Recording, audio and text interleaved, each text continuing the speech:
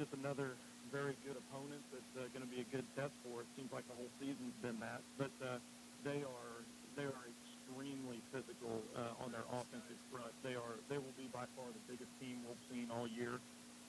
Got one man at about 325 and another couple around that 280 to 290 mark. Um, Very big, very physical. They're a run-first team. Have a very shifty, quick quarterback who's just a sophomore but doesn't play like that. He's an exceptional athlete, and they like to get him behind that big O-line. They got a very quality fullback, and then all their passing game is based off of play action. But you have to load up and try to stop that run, particularly on first down, and get them a little more predictable. But they are very good, and that 6-1 record isn't a fluke. They're a very quality team. And that really says something because they lost a bunch of seniors coming into this season. And you know when you see a kid who's a sophomore playing quarterback, you're like, oh, he doesn't have a lot of experience. But at the same time, you know he's got to have a lot of natural talent at that position. Yeah, and it's the end of the year. He's not a sophomore in a year. He's a seasoned varsity quarterback. He's seen a lot thrown at him, and he's responded very well. The thing that jumps off film about him is just how quick his feet are. And if he gets open, he's gone. He's got great breakaway speed, but his quickness and his ability to cut and slip and slide and fall forward for 2 or 3 more yards, he's one of those kids that's just pretty frustrating because you feel like you get him for a 1-yard gain and it winds up being 4 yards because he'll slip and slide and dive off of it for 3 more. So there's a reason they have him a quarterback. He's pretty exceptional. So what are the keys for your team tonight? You mentioned it's a big physical squad. They like to run the ball. What are your keys on offense to try and move the ball against what's probably going to be a big and physical defense? Right, they are. They're a 3-4 on defense. They've got speed everywhere. Pretty much their entire D-line and linebackers are from the same mold. They're about 6 foot, right around that 200 to 215-pound mark, and run well. We need to keep the chains moving so that our defensive line can catch their breath because they're gonna have a lot on their plate tonight. Our D-line has a huge task, and then once they get off the field, they need time to recover to get their energy back because they're going to have a big-time test every time they're on the field. We need to move the chains. We need to mix up our play calling. We need to be able to execute in the run and the pass game. But most importantly, we got to move the chains and give our defense time to recover every time they're off the field. All right, Coach, and, injury is always part of the season this time of year. So how are you guys looking health-wise coming into tonight? Well, with the schedule we play, there's lots of pros to it, but one of the cons is when you play a very good physical team every single week that the injuries start mounting up. And, we got a lot of kids who are beat up and are playing through some pain and playing through some minor injuries, but unfortunately we've got several of them that are going to be out. We've got Joel Kafka is actually done for the year. He didn't play last week. He's having surgery today as we speak, and he's a big-time leader for our team on both sides of the ball, and we've been without several other seniors for multiple games this season. So it's just kind of the curse of playing the schedule we have. It can lend itself to a lot of injuries, but that just means your younger kids have opportunities to step up and play on Friday night. And this Friday night, senior night, and you mentioned some of your seniors that aren't going to finish the season with the squad, but what about those who are going to play their last game in the purple and white here at home tonight? Or, maybe the postseason, of course, but right, the last right. regular season game at Hutch Field. Correct. Yeah, we hope it's not the last one, but team breakdown last night, we talked about this game is for our seniors, and it's our job as coaches and underclassmen to play our absolute best to honor them. It's been a group that they've had a lot of success at Pittsburg High last season, but this is the year they'll be remembered for. And, they came in and people kind of had their doubts about them. And then with the schedule we put together, there was a lot of people not sure if we would be 500. And to go out and be 6-1 at this point and play the caliber of football that they've played against the teams they've played against, that speaks really highly to their competitiveness and their athleticism and just their heart and their guts. They've done a great job representing Pittsburg High in the community, and I don't look for that to change. I had a discussion the other day that this was the first group of kids that came through the youth football program here in Pittsburgh, and it's really starting to bear fruit, for a lot of teams here in town. Can you talk a little bit about the importance of teaching the game from a young age all the way through high school and college? Well, yeah, it is. We started it. Last year's group, I think, was maybe 4th graders. This is the first group that has been able to go 3rd through 12th grade. And, the main thing is just putting on the purple and understanding the importance of that and how special it is to wear that and how many people you are representing when you're out there. It's certainly not just about you. It's about the tradition, the community, the school that you represent. And, just getting them in early, making sure they're safe, teaching them the fundamentals, but understanding that it's special to be a Purple Dragon and the responsibility that you have when you put on that purple helmet and just trying to teach them about what it takes to be a dragon and starting at that young age. And, when they do that, they just grow up in it. And it's really been well. Our numbers have gone up every year since we started that at the high school level. So I couldn't be more proud of that. And all the people that donate their time, there's no paid positions. It's just guys who donate countless hours. Some of them work on it all year round, and they go completely unnoticed, but by everybody except our coaching staff. They do a huge service for us, and it's just guys who love Dragon football, and we're very appreciative of them. All right, Coach. Well, hey, good luck this week. And Dragons 6-1 taking on DeSoto, sitting at 6-1 as well. So great matchup tonight at Hutch Field. And Coach, thanks for talking to us today. You bet. I appreciate it. Thank you. All right, that's head coach Tom Nicholson of the Pittsburg High School Purple Dragons. They're taking on the DeSoto high school team tonight at Hutch Field. That game starts at 7 o'clock. You can hear it on ESPN 100.7 and stream it live on ESPN 1007. The true test of a great insurance agency comes when you suffer a loss. It's easy to take your premiums, but Ray Ryan of Ryan Insurance of Pittsburgh knows that handling your claim is the most important service an insured needs. Claim is our chance to let the customer know that we'll be out there, not just that we sold them a policy, we'll also be there when a claim occurs to make sure it gets handled in an honest, respectable way. Ryan Insurance of Pittsburgh, a trusted choice agency. Find them fast in names and numbers. Are you tired of all those confusing checking account options? The Kansas Teachers Community Credit Union makes your choice simple. We only have one option. Our checking account has no monthly fees, and if you maintain a $2,000 minimum balance, we'll pay you interest. Get the Credit Union Advantage at 416 North Broadway or call 620-231-5719 for more information. Deposits are federally insured by NCUA up to $250,000. Bittner Motors is proud to announce that it's now Pittsburgh's dealer for the Hustler line of zero-turn lawnmowers. Hustler's manufactured its trademark yellow mowers for over 50 years, each mower being distributed right here in Kansas. Hustler combines the innovative American spirit with a do-it-right work ethic to produce the best line of zero-turn mowers on the market. Call Mike Bittner at 620-232-1530 or stop by today at 1018 North Broadway in Pittsburgh to check out the Hustler line of zero-turn mowers. What's the buzz around Community National Bank and Trust? They're talking mobile banking, instant issue debit cards, rewards checking and credit cards, and let's not forget e-power checking, paying better than CD-like rates on a checking account, plus nationwide ATM fee refunds. Get in on the buzz. Community National Bank and Trust, member FDIC. From scoring a winning touchdown to walking in graduation, life is full of wonderful moments, but the best times can come with financial challenges, like paying for college or a room renovation. This is Brian Sutton, Market President of Commerce Bank in Pittsburgh. At Commerce, we make the harder stuff easy. Whatever your challenge is, we want to listen and help find solutions, so you can focus on the good stuff, like cheering on your favorite team.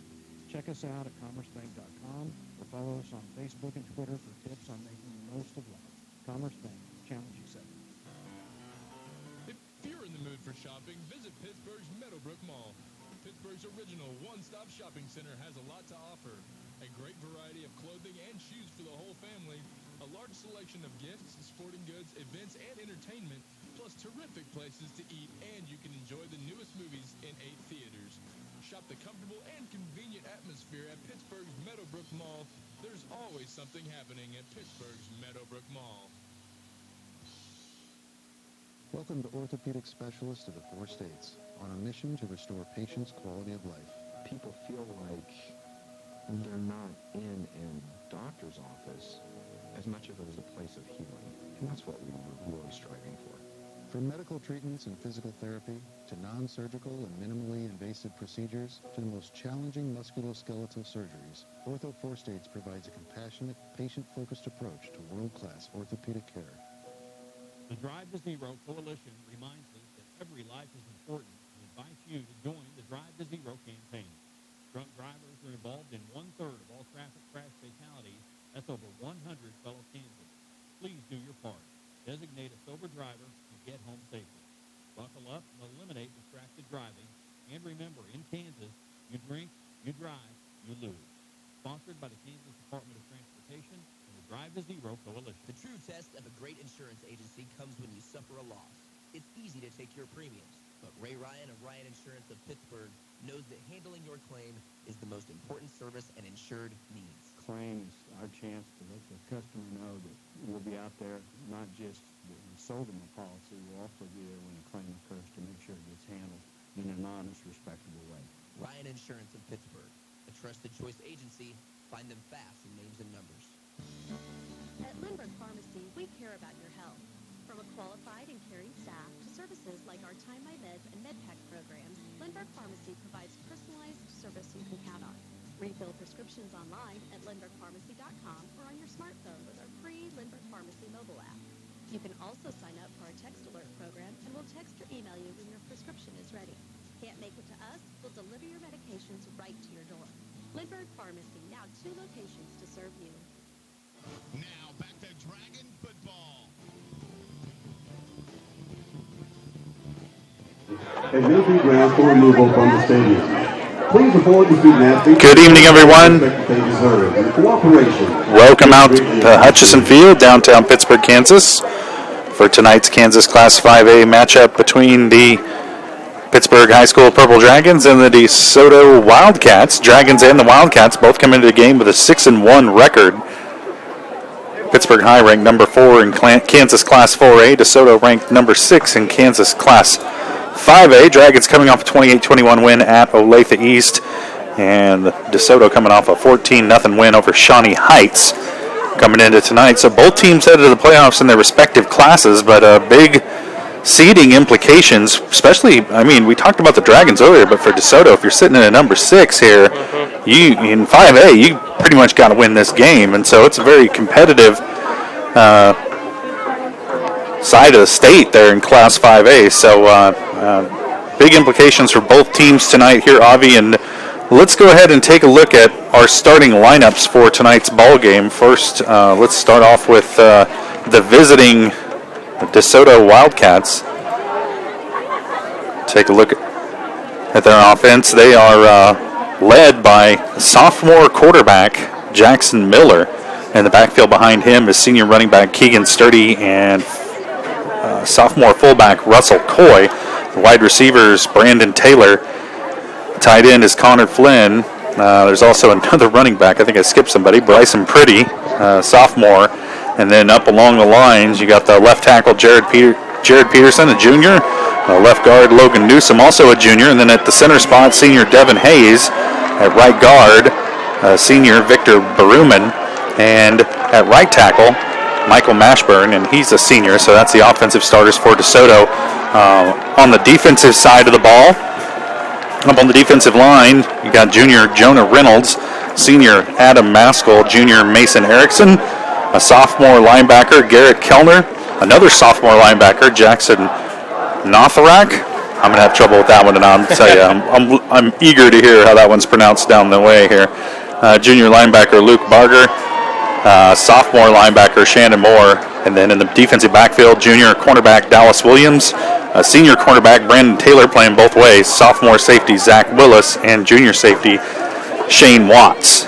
Starting tonight for the Purple Dragons on offense, a familiar set of characters. You got quarterback Ty Rourke. At the running back spot is senior Brett Freeman. At the fullback spot, Brandis Evans, a senior. And then at wide receiver, we got seniors Brett Weimers and Dylan White.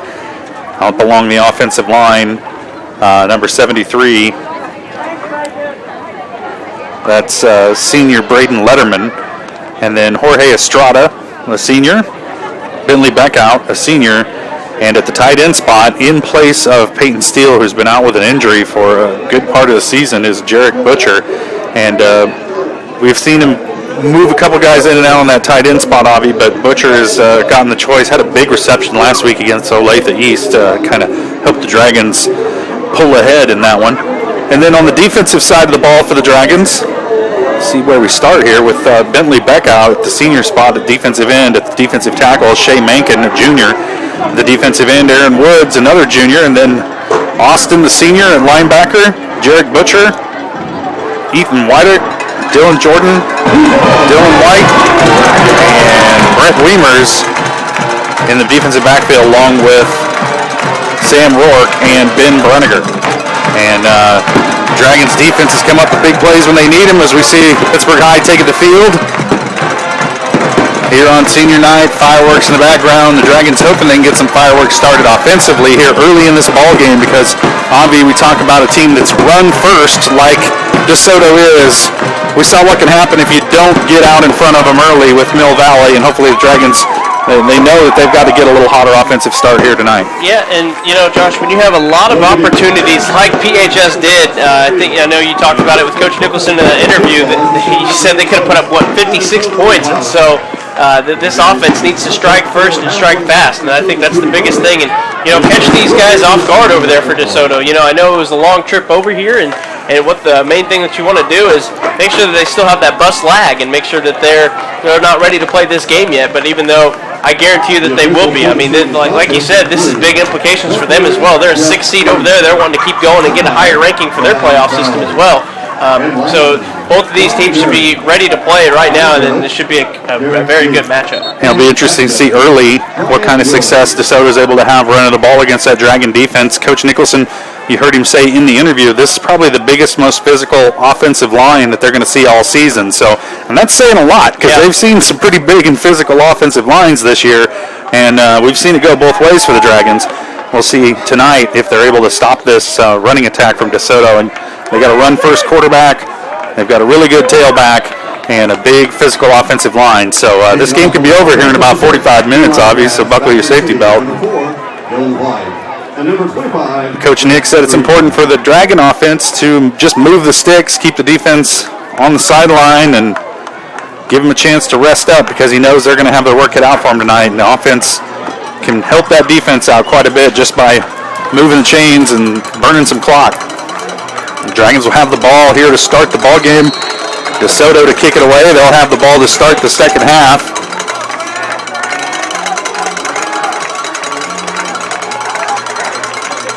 Eli Gratz looks like he's the kicker. Whibs it. Short. Going to be fielded and brought out to about the 39-yard line. That was Brandon Petty, the junior. Bobbled it a little bit, but then able to gather it in and give the Dragons pretty good field position to start this drive at their own 39-yard line. All right, so here we go, Josh. It's time for this offense to see if they can get this thing going quick and early, because that's exactly what they're going to need to do. High formation behind Rourke. Keeps it himself. Evans got hit immediately. Rourke pushes forward to about the 43-yard line.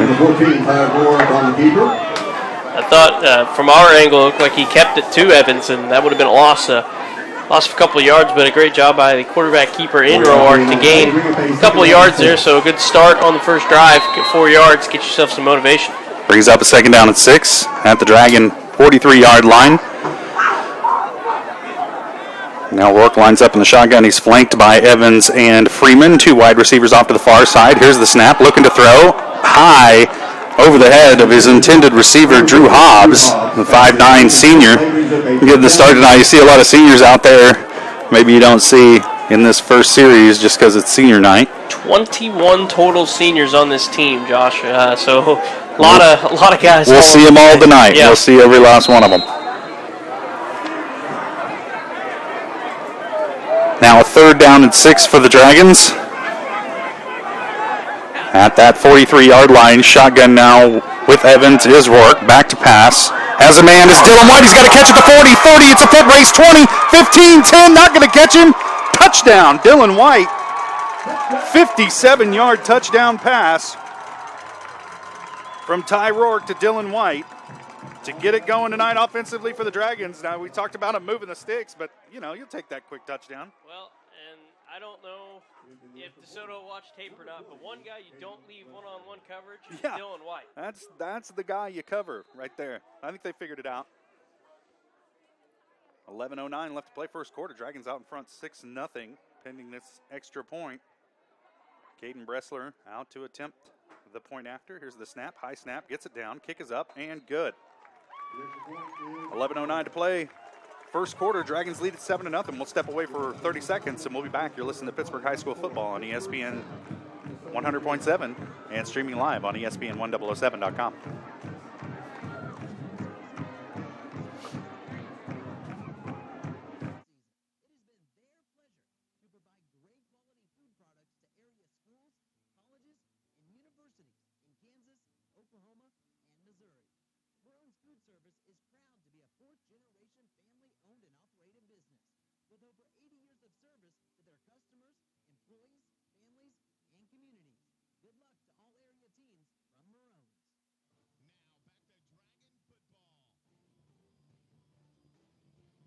Welcome back to Hutch Field. Dragons jump out to an early 7-0 lead on a 57-yard pass play from Ty Rourke to Dylan White.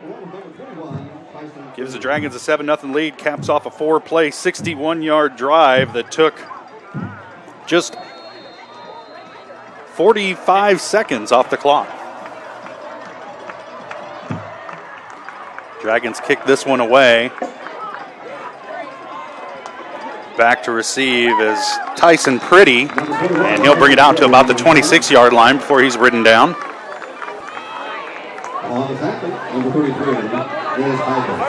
Well, see where they're going to put this one. Yep, and call it the 23-yard line. And I know, Josh, we kind of talked about this offense wants to stay on the field and keep their defense a little rested. I guess the defense will take that, though. Yeah, you'll take the 7-point cushion for sure. No one complains about a cushion. So now we'll see this ground and pound Wildcat offense. First man through gets it. Tailback popped at about the 30-yard line. That was Russell Coy, 5'9", 154-pound sophomore running back. Burst through for out to about the 31-yard line, so a gain of about 8 on the play. Second down and 5 for the Wildcats.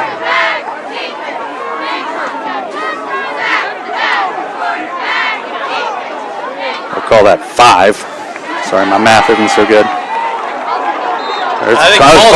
Ball's out. Dragons say they have it, and they do. Man, you look down to check your stats, and look what happens. Ball popped loose. Dragons alertly able to get on top of it, and there's your first turnover of the ball game. Well, and it looked like it was a option play, Josh, and I think the quarterback in Jackson Miller held it a little bit too late, and he tried handing it off that last second. I think that's what caused the fumble. Yeah, the exchange on that zone read sometimes can cause some trouble. Dragons have it now. The I formation, Rourke hangs onto it, able to dive ahead for a gain of about 2, and DeSoto had that one read pretty well, and Rourke just kind of shifty, and like you said about Jackson Miller, he just kind of squirmed and dove off the side of that and picks up in a couple of yards. Yeah, this is going to be should be pretty good for this defenses because, I mean, their offenses run this offense back and forth, so both of these defenses should definitely know what's coming most of the time.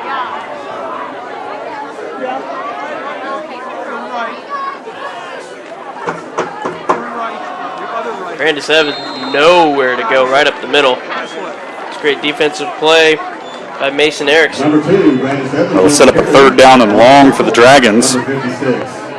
Reynolds along with number 61, Mason Erickson on the tackle. I know you said that in that interview, Coach Nicholson said this is one of the best defensive lines that they said they faced all year long. So let's see how they put that to the test on what should be a potential pass play on 3rd and long. You know, a shotgun, 4 wide receivers in this set.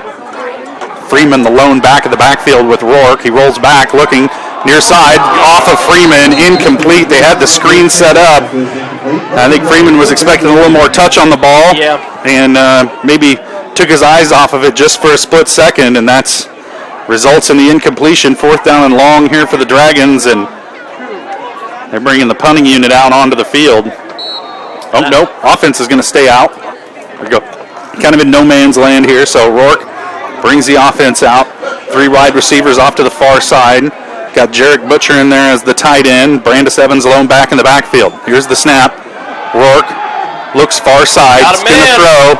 Has a man, and there's the flag. Automatic first down on the pass interference call. The defensive back never got his head turned around to find the ball. The pass intended for Brett Wiemers.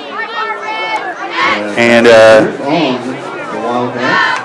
I didn't catch the number of the defensive back. I want to say it was 36. That's Jackson Mocha. That's not right. Nah.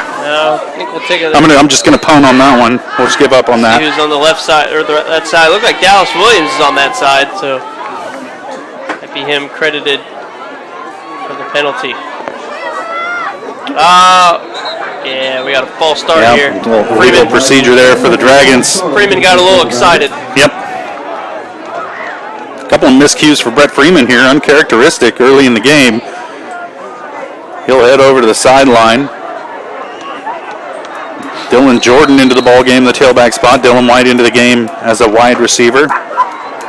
And I know on that halfback play there, I think Freeman really had pay dirt. I think there was no one there that was going to block and get him. Brought Mankin in as the tight end. I formation. Here's a quick toss to Dylan White. Or Dylan Jordan, and they take him down in the backfield. I think they watched a little bit of tape on him and said, oh, look out for the toss sweep. Dragons try and get it around the end. They can't. Sets up 2nd and 20 from the 25-yard line. Need to reach the 5 to get a first down. Well, and Dylan Jordan, you saw in the fourth quarter, he got the ball a lot, especially towards the end of the game to close it out. So expect to see number 3 in the backfield quite a bit tonight. Shotgun formation, 4 wide receivers. Rourke back to pass, being pressured, steps up into the pocket, lets it fly off the hands of Brett Wiemers, and Rourke is just putting a lot on the ball tonight. They're zipping in there, and his wide receivers are having a hard time hanging on to it. And that was only about a 10-yard pass from his hand to Wiemers, and he really had something on it. Well, and it was a good read by Roark because he stepped up in the pocket, did his thing, and then all he had to do was just lob that thing in there. Just put it in there, man. He's open. And I think, with this season, the way it's been for him, he's been kind of pressured all season long with these good defensive lines, so I think that's what's given him that reason to fire it in there. Now 2 wide receivers off to the far side. In the shotgun, there's a little pump and go. And tried to get it in there to Dylan White in the corner of the end zone. Couldn't do it. Good coverage that time. Yeah. Down the field, that was Dallas Williams, 5'11" junior. That's just a good play. Hung with Dylan White that time. Brings up a 4th down and long for the Dragons at the 25-yard line. They need to pick up 20 yards. Looks like they're going for it, too. So for the first down. Still in that no man's land. Last time they got bailed out with the penalty.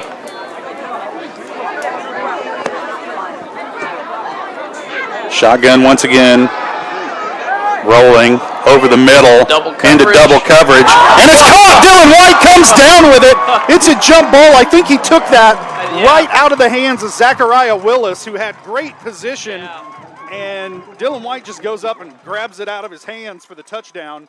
And the Dragons jump out to an early 13-0 lead. Wow. Man, the passing game to Dylan White.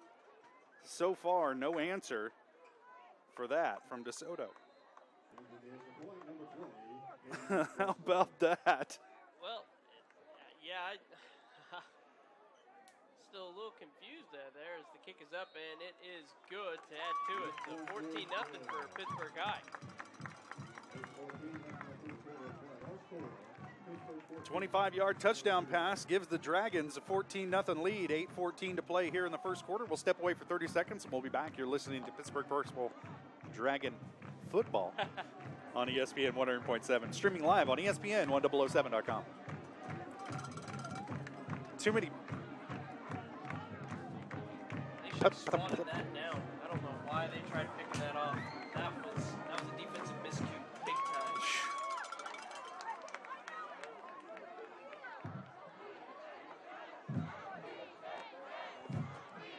Hindsight's 20/20, man. Yeah.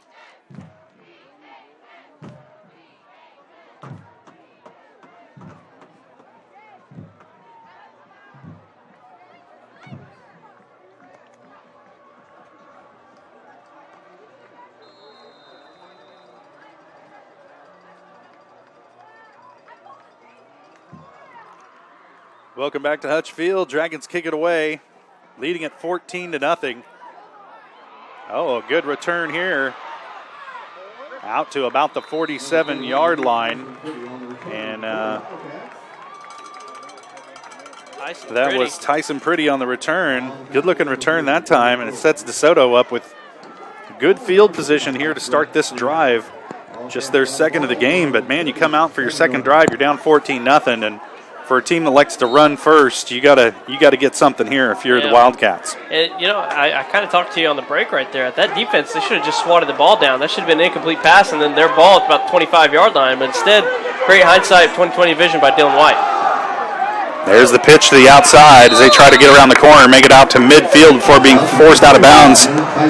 Was Tyson Pretty, and that was Dylan Jordan providing the pursuit there for the Dragons. And this defense, we've seen it very fast, sideline to sideline, and where they've had trouble this year stopping the run, it's been between the tackles. Yep, and when you got athletes on the outside, it's no problem on those kind of plays. But then you got to think they have athletes on the inside with Jarek Butcher and Trenton Austin. There's another keeper.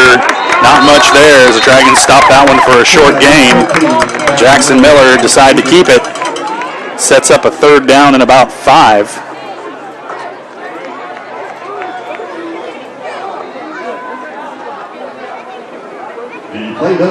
Now we'll probably see. I don't know. You could go with the ground and pound here, but we'll see if they want to air this thing out for the Wildcats. Well, if you got a misdirection play here, this might be where you use it in your running game. Here they go. Well, Shifty. Quarterback keeper, and he got it. Wow. Shifty. Got out of bounds. Look at that. Yeah. He made 3 or 4 guys miss to pick up about 10 yards on that play. Should have been caught for a 1-yard loss. Yeah, Jarek Butcher had him in the backfield. Got shook. That helps you out right there if you're the Wildcats. Get you in first down territory and knocking on the door. All started with a great kick return. All set at the 38-yard line, a gain of about 8 on the play. First man through will get it this time. Dragons stop that one for a short gain. Number 28, Russell Coy on the carry. We'll call that a gain of 4. Yep. Pretty good spot. It's finally good, Josh. A couple weeks now, we haven't been able to really see the numbers on the back of Yeah, these jerseys. yeah, this is refreshing. So DeSoto helping us out These are some nice old school jerseys. Between DeSoto and Mill Valley, those are easy numbers to read. No silver on white crap. 6:40 to play. First quarter, Dragons up 14-0. Here, keep it again, and brought down at about the 31-yard line is Jackson Miller. Trenton Austin holding his Yeah, hand gets a up little holding that hand and wrist. Come down on it kind of funny out there. Getting 3rd and 3 now.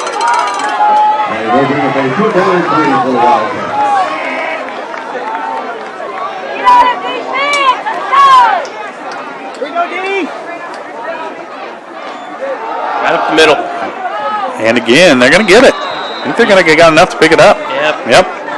Number 28, Russell Coy on the carry. They're going to mark him down at about the 32-yard line.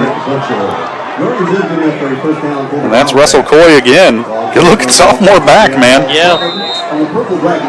Coy doing a good job and not afraid to take a hit. And you look at it, there's a little bit of a lane for him to get through. And when he gets through that lane, he's going to be hard to take down. He's the lone back in the backfield again. Behind Jackson, they put a man in motion. Jackson will keep it. There's the quick toss to the outside. And they got running room. They got a lane. And Jordan won't get there in time. And DeSoto, like I said, it was important for him to answer back, and they do. All on the ground. Yeah, and they got around the end, so that's got to be disturbing for the Dragons because traditionally that's been your strength, has been sideline to sideline. DeSoto able to create a gap and exploit it there. 5:37 to play as they hit pay dirt for the first time tonight, trailing at 14-6, pending this extra point. Eli Gratz in to attempt the point after for DeSoto. Gratz, a 5'10 junior. Kick is up, and it is good. 5:37 to play, first quarter. Dragons lead at 14-7. They'll have the ball when we come back. We'll step away for 30 seconds, and we'll be right back. You're listening to Purple Dragon Football on ESPN 100.7 and streaming live on ESPN1007.com.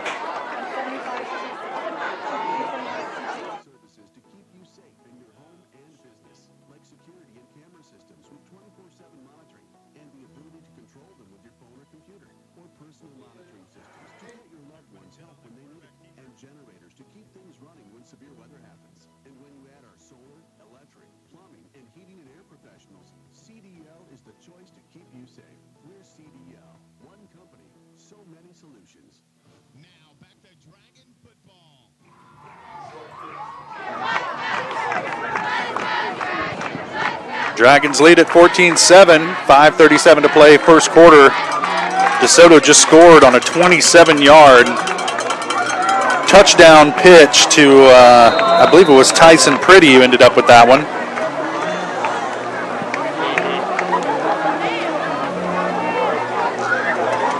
Capped off that drive. It was a 53-yard drive set up by a good kickoff return by Pretty, and then he finishes it off with that run and cuts the Dragon lead in half, and now Pittsburg High in a position where they want to get something going here. A little trickeration to Dylan White, cuts it back inside, makes a man miss at the 30, at the 35, and finally forced out of bounds at about the 40-yard line. Gets tangled up on the sideline with Toby Dawkins, but everybody okay now, and they're heading their separate ways. Dragons will have it first down and 10 at their own 41-yard line. So good kick return, setting up good field position for both of these offenses. Dragons need to get something going here offensively, as they were able to score on a crazy pass play on their last possession of 25 yards from Rourke to White, where he snatched it out of the hands of a defender. Quick pitch outside, ball's loose. It's on the ground. DeSoto's got it. Yep. Oh, man. Right through the hands of Brandis Evans. And we've seen some problems with the backs tonight for Pittsburg High. First Freeman and now Evans. Freeman dropping a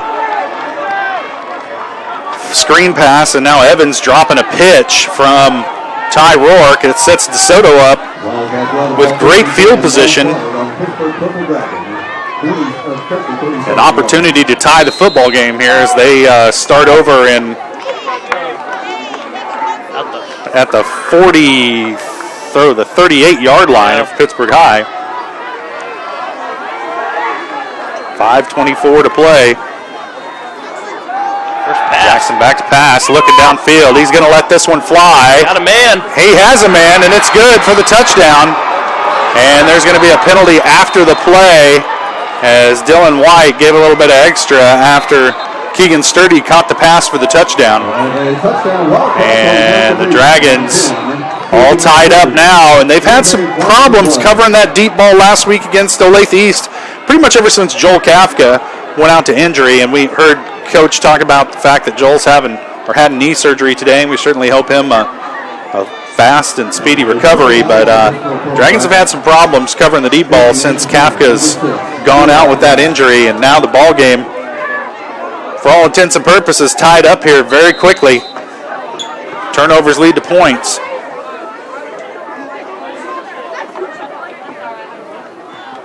It's up and it's good. We're all tied up at 14, 5:17 to play, first quarter. We'll step away for 30 seconds, and we'll be back. You're listening to Purple Dragon Football on ESPN 100.7 and streaming live on ESPN1007.com. Banking business since 1918.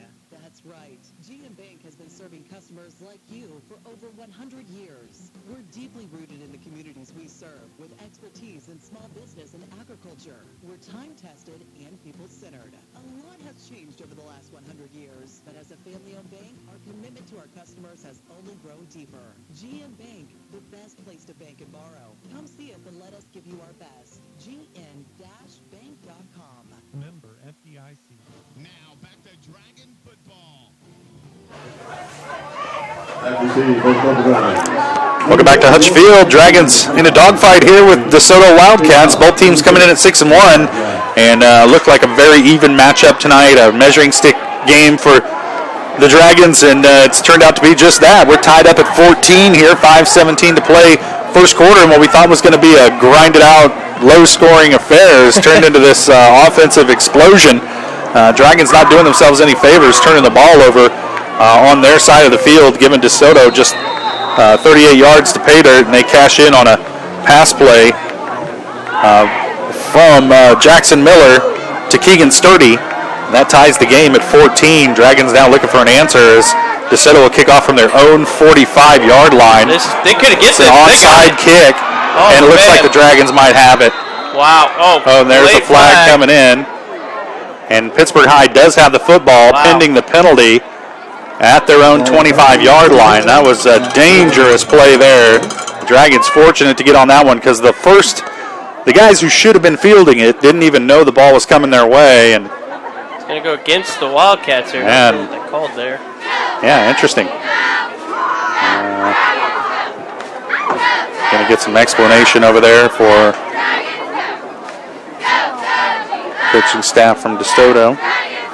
Well, yeah, but and the reason why that was even a thing, Josh, is the unsportsmanlike at the end of the touchdown right there. That was 3:15 for the kickoff, and they were able to kick it on the other side, the 45-yard line, so that's why they had the chance to squib that thing. But the Dragons are fortunate enough to land on it and now get a penalty to help them out and start their drive about the 41-yard line.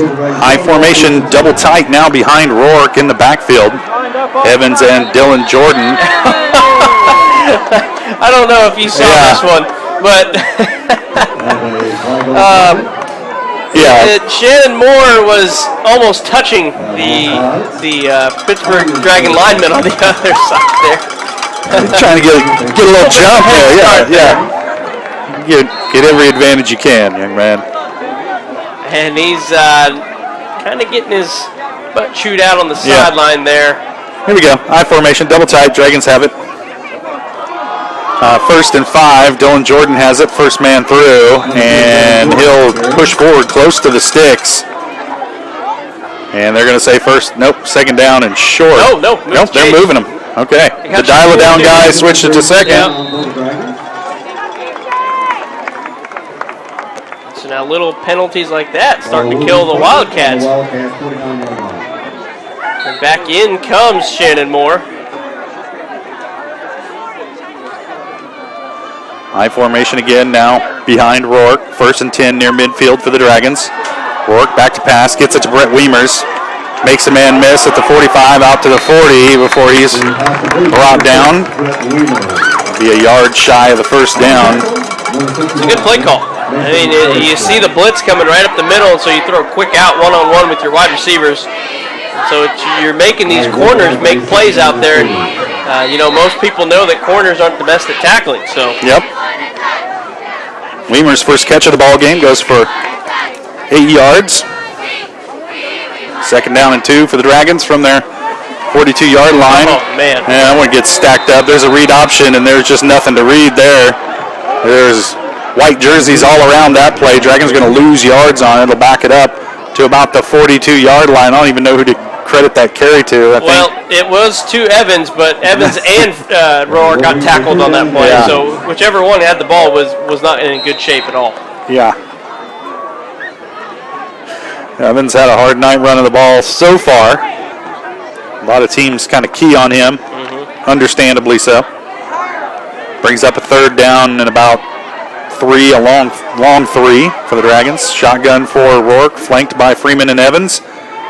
Fakes the handoff to Freeman. There goes Rourke right up the gut. Has some room to run. He's going to be brought down inside the 30 at about the 27-yard line. It'll set the Dragons up 1st down and 10 from that spot. It's a great quarterback keeper right there by Rourke. It's the read option, and when he kept it, and he had a lot of room to go.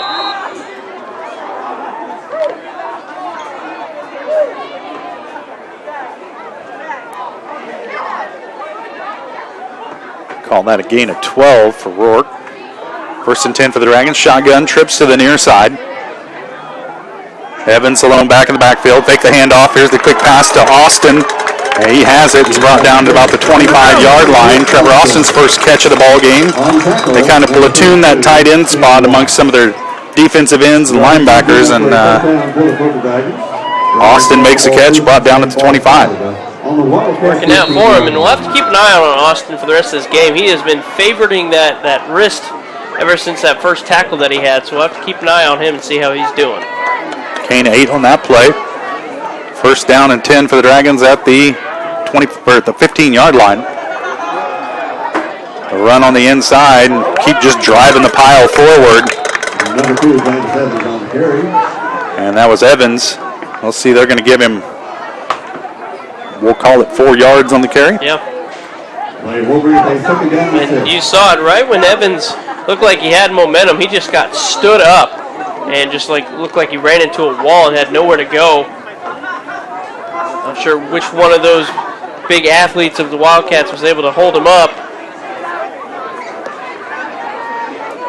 Second down and about 5 from just inside the 11-yard line. Shotgun formation here for Rourke. Here's the snap, fakes to Evans, quick to the outside to Austin, makes a man miss, across the 5, touchdown Dragons.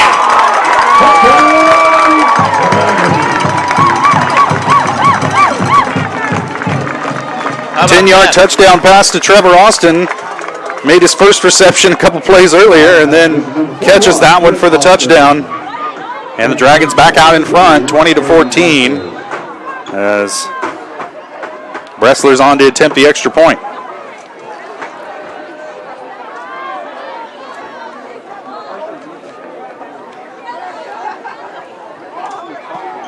And it's good. Dragons lead it, 21-14, 1:55 to play in a wild and woolly first quarter here from Hutch Field. We'll step away for 30 seconds and we'll be back. You're listening to Pittsburg High School Purple Dragon Football on ESPN 100.7 and streaming live on ESPN1007.com.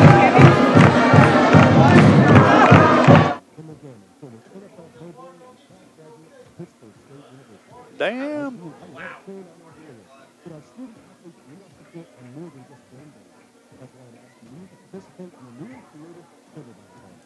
When you get to the silverback fund, you help them fund scholarships for our students to excel athletically and academically. Taking the North Side to the next level. Give to the silverback fund. Learn more at Pittsburgh. I got to say the seating in Olathe is more comfortable.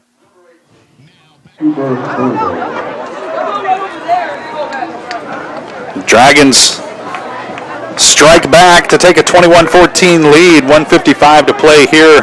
First quarter on a 10-yard touchdown pass from Ty Rourke to Trenton Austin, and the Dragons jump back out in front, 21-14, and that was an important drive, Avi, because they committed the fumble, allowed DeSoto to tie the ball game back up with the quick score.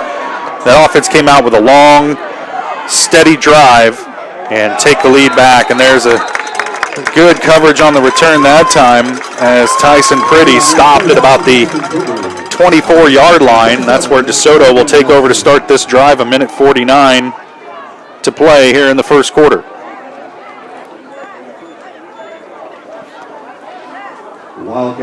And I'm just as surprised as you are, Josh. Thought this was going to be a low-scoring affair, and we got a shootout already in the first quarter. Whoever decides to play defense first might win this game. They got a funky formation, wing backs, all kinds of stuff going on. It's hard to describe. Nowhere to go, though. Dragons stuffed that one. Russell Coy got stuffed at the line. Number 29, Dylan Dossett on the carry. Yeah. Dossett had nowhere to go. The Dragons did a good job of reading that one quickly and stopping it up. And it's one of those things that if you have a lot of action going on in the backfield, the quicker you can get to that backfield, the better off you are. You don't want to stand back and get caught watching them do what they're doing. You want to attack that thing. The Dragons did a good job that time. Similar formation here for Jackson Miller. They got wing backs, got a single back in the backfield. Miller keeps it himself and going to get ridden down again. Another short yardage play. Pushing and shoving going on here.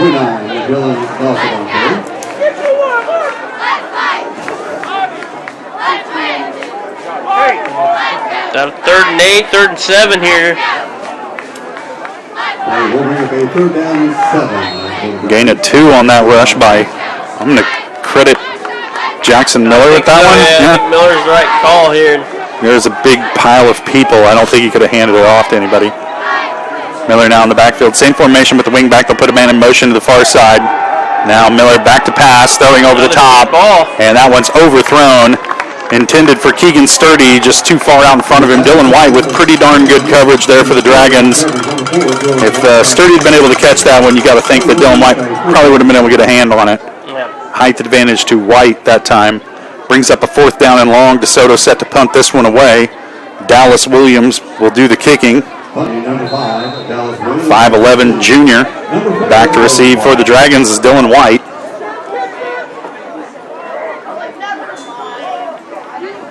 Lefty. Good punt. Knuckling, gnarly kick. Takes a hop. Nope. White fields it. Picks up a block at the 30, at the 35. Rounds the corner, 45. Makes a man miss. Cross midfield. Out across the 30. 20, 10, 5. Touchdown Dragons. Dylan White with about a 65-yard punt return to give the Dragons a 2-touchdown lead with 6 seconds left to play here in the first quarter. What a quarter of football this has been. Yeah, and White's going to be the hero on that one, but the unsung heroes right there were the blocking units right there. Oh, man, those guys got some blocks down the field, and most importantly, they laid off of blocks, too. Blocking, yes. And, yeah. We're going to call it a 65-yard punt return by Dylan White.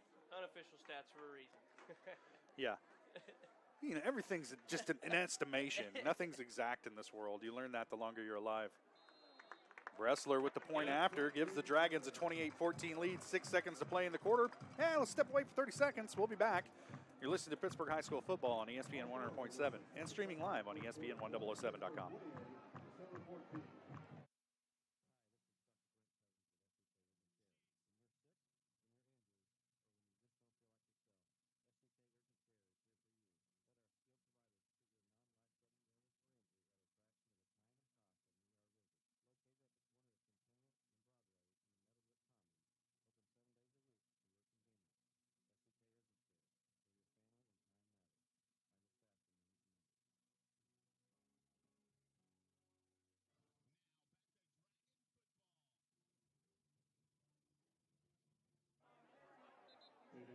Welcome back to Hutch Field. There's been more scoring in this quarter than in most games.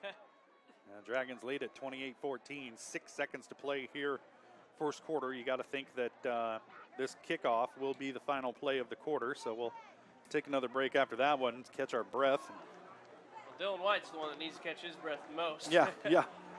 He's run a half mile here so far. That's his 3rd touchdown of the ball game. 2 receiving touchdowns and a punt return touchdown for the Purple Dragons. Maybe that'll get Sports in Kansas's attention.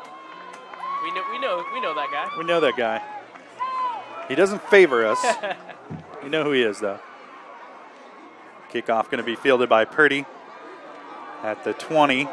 Cuts inside. Dragons wrap him up inside the 30 and ride him down. They're going to mark him down at about the 29. That's where DeSoto will take over here to start the second quarter.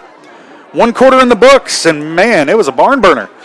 We can't wait for the next 3. Yeah. We'll step away for 1 minute, and we'll be back. You're listening to Pittsburg High School Purple Dragon Football on ESPN 100.7, streaming live on ESPN1007.com.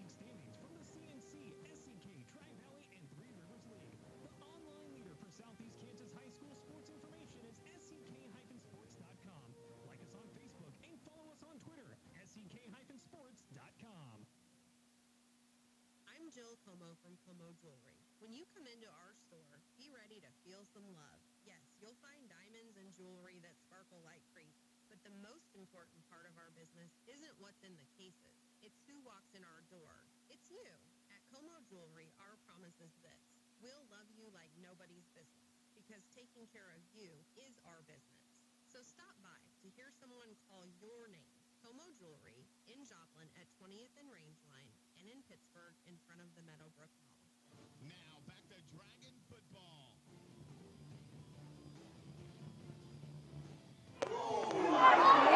Welcome back to Hutch Field as we're underway here in the second quarter. A good run that time to pick up a first down. Looks like he's going to have, well, no, it'd be short by about a yard. Was Keegan Sturdy. Quick pass to the outside to Sturdy. And Sturdy's second catch of the night. He has a 38-yard touchdown catch, and then that 9-yard reception there sets him up second down and short at the 38-yard line.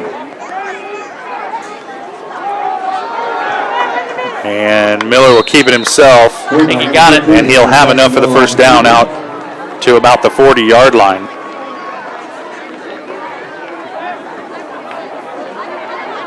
It's an important drive here for the Wildcats, Josh. Very important for the Wildcats. You know, all the motivations on the side of the offense, defense, and special teams for the Purple Dragons as everything is going their way. 11:37 to play first half. Two wing backs, single back in the backfield behind Miller, one wide receiver. They'll put a man in motion. Now the pitch goes to the outside. Yeah. Dylan Jordan is there. Didn't quite get him. There's a flag down. And we'll see. Jordan tends to, when he gets a guy out in open field like that, tackles high. And I think they're going to call And I think that, you're going to get called on that most of the time. We saw it called a face mask last week against Olathe East, and it was obviously not a face mask, but it was a very high tackle. I think this is going to be the same exact case right here. Yeah, I don't know. If you're going to call face mask here, I don't know. Yep. There it is. There it is. Yeah. You can't go that high, apparently. He had him around the neck of the shoulder pad there. Quite obviously not a face mask again. But this is the second week in a row we've seen Dylan Jordan tackle high on the outside and get a face mask call.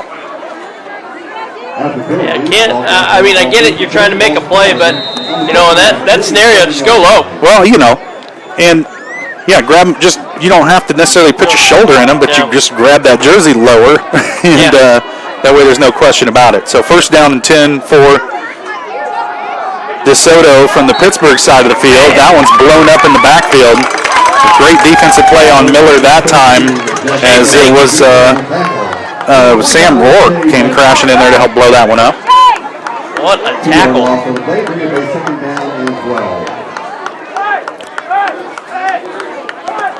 Loss of 2, actually. Bring up a second down and 12. Just outside the Purple Dragon 49-yard line. Two wide receivers in this set. One back in the backfield, one wing back. First man through is going to get it. And that was Russell Coy. Pretty good pickup for Coy. Yeah. I'm going to say got about 5 yards on that carry. Yeah, nailed it. 3rd and 7.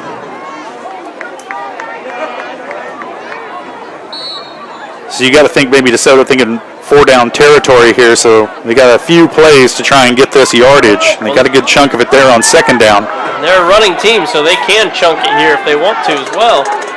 They can run the ball. Too wide in this set. Now they'll put a man in motion far side. First man through gets it. It's Coy. Wow. And he keeps those legs churning. Doesn't go down easy. And he's close to a first down. They're going to give it to him. Wow. That's a really, really good spot. Out to the 36-yard line. And for a second there, I actually thought that he was held up and he had nowhere to go. Just kept those legs moving. Yeah. And got some help from that big offensive line. Mm-hmm. You got to take them down. If you keep them stood up, then they can get help from their friends, as he did in that situation. Dylan Jordan rushing out to play defensive back in this set. There's Jackson keeps it himself, runs into his own man. That might have been the only thing that saved it for the Dragons. He ran into his own man. You saw the speed on him. He had some room to operate out there, but tried to make a move, ended up running into his own guy, stopped him up, and keeps it down to just a gain of 8 on the play. Good looking run and play that time as DeSoto starting to get their ground game going. That's not good news for the Purple Dragons. That literally means don't sleep on this pass now. Here's the snap. Jackson keeps it again. He is Dragons shifty. bring him down. He's a run-first quarterback, and we've certainly seen that as he picks up enough yards for the first down there up to, looks like the 23-yard line. Yeah, no hesitation at all to see how quick that he gets that first down. Dragons defense is bending here, hopefully trying not to break as they gave up an option play for a touchdown in a similar position on the other side of the field in the first quarter, trying not to duplicate that here. Reverse. Second man through, counter action. A little cross buck, and that was Keegan Sturdy who ended up with it. And he'll pick up about 3 yards on the play. Dragons actually did a pretty good job reacting to that one. And Trenton Austin's playing in some pain out there. He's got a wrist or a forearm that's giving him trouble, and he keeps shaking his hand around. He's come out grabbing it after several plays here tonight, trying to gut it out on senior night. Second down and 7 now for DeSoto from about the Dragon 20-yard line. Quick pass to the outside, tipped up, incomplete. And that one was intended for Sturdy. Couldn't haul it in. He needed to be about a foot taller. Yeah, I was about to say, I think it was a little bit too high of a pass from a little behind him, too. Yeah. Kind of twisted him up. And incomplete. Stops the clock. 7:38 to play first half. Dragons on top, 28-14. DeSoto with the ball and driving with it. Third down and 7 at the Dragon 20-yard line.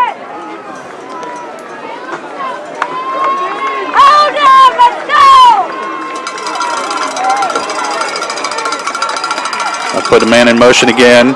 Keep it. Option pitch to the outside. This is the play that got him the first time around, and they almost got him again.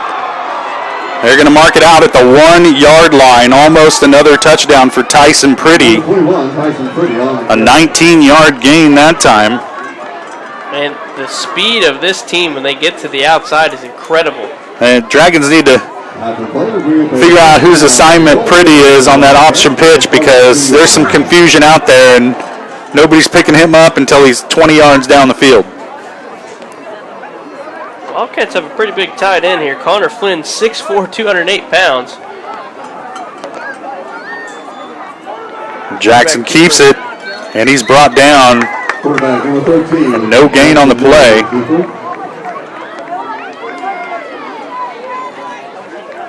On the tackle, number 3, Dylan Jordan. Dylan Jordan with the stop. Dragons hanging on to this 14-point lead, 7-12 and counting first half. DeSoto knocking on the door. They have it for second and goal at the Dragon 1-yard line. Miller unsuccessful on first down with the keeper. They just started the play clock, so both teams going to be able to catch their breath really right here. And you'll see the Wildcats kind of wind this thing down. Dragon defense trying to dig in. Miller under center. Oh, caught him off guard. Almost everybody on the front line for PHS jumped right there. Oh, there was a timeout. Okay. Okay, DeSoto called the timeout. Huge break, actually, for the Dragons. Dragon defense backs against the wall. No more ground to give in this situation.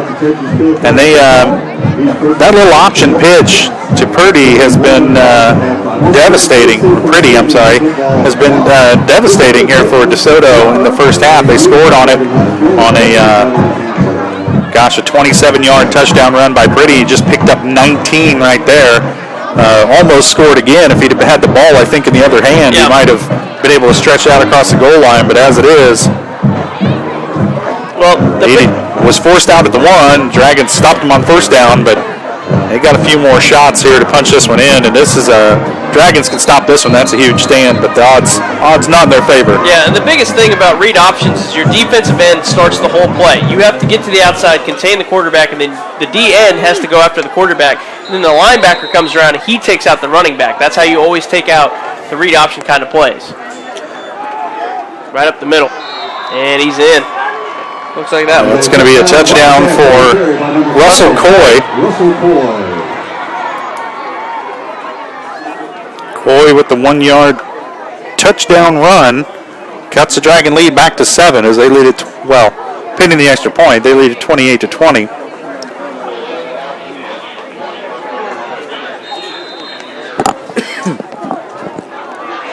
So a 71-yard drive, capped off by the 1-yard touchdown run. Gratz puts it up, and it's good. Dragons lead it by 7, 6:36 to play first half. We'll step away for 30 seconds, and we'll be back. You're listening to Pittsburgh High School Football on ESPN 100.7 and streaming live on ESPN1007.com.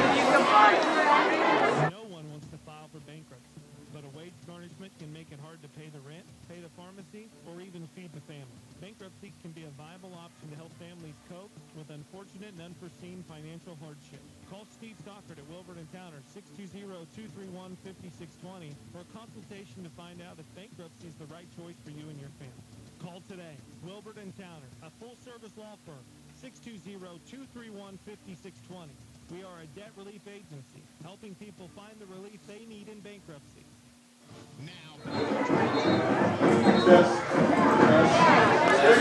Welcome back to Hutch Field. Purple Dragons lead it by 7, 28-21 over DeSoto. DeSoto just went on a 13-play, 71-yard drive. Took 5 minutes and 24 seconds off the clock. Able to punch it in on the 1-yard touchdown run by Russell Coy. Now the Dragons in a position here to need to answer back offensively. DeSoto will get the ball to start the second half, so Dragons got to keep answering blow for blow here offensively against the Wildcats, and this game has turned into a barn burner.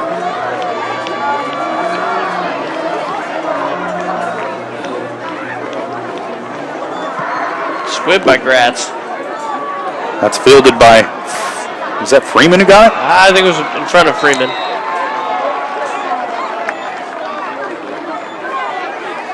Number 9, Brandon Petty on the return. Brandon Petty, 5'10" junior. Sets the Dragons up, 1st and 10. And we'll call it the 35-yard line. The Dragons will have the ball 1st and 10. Ball's caught on their own 34-yard line. I'm PHS here. I want to take off as much clock as possible. High formation in the backfield behind Rourke. Go to Freeman. Handoff's going to go to Freeman. Gets a block, makes a man miss out across the 35 to about the 38-yard line. It's a good counterplay right there. Got a gain of 4. Yeah, we'll call it that. On tackle, number 8, Austin Rosetta. Dragons looking at a 2nd down and 6 from about their 38-yard line. They'll stay with the I formation. They'll fake the toss. Here's the handoff inside to Brandis Evans. Breaks through, brought down, drug down from behind finally, but he'll have 1st down yardage out to the 45-yard line of Pittsburgh High.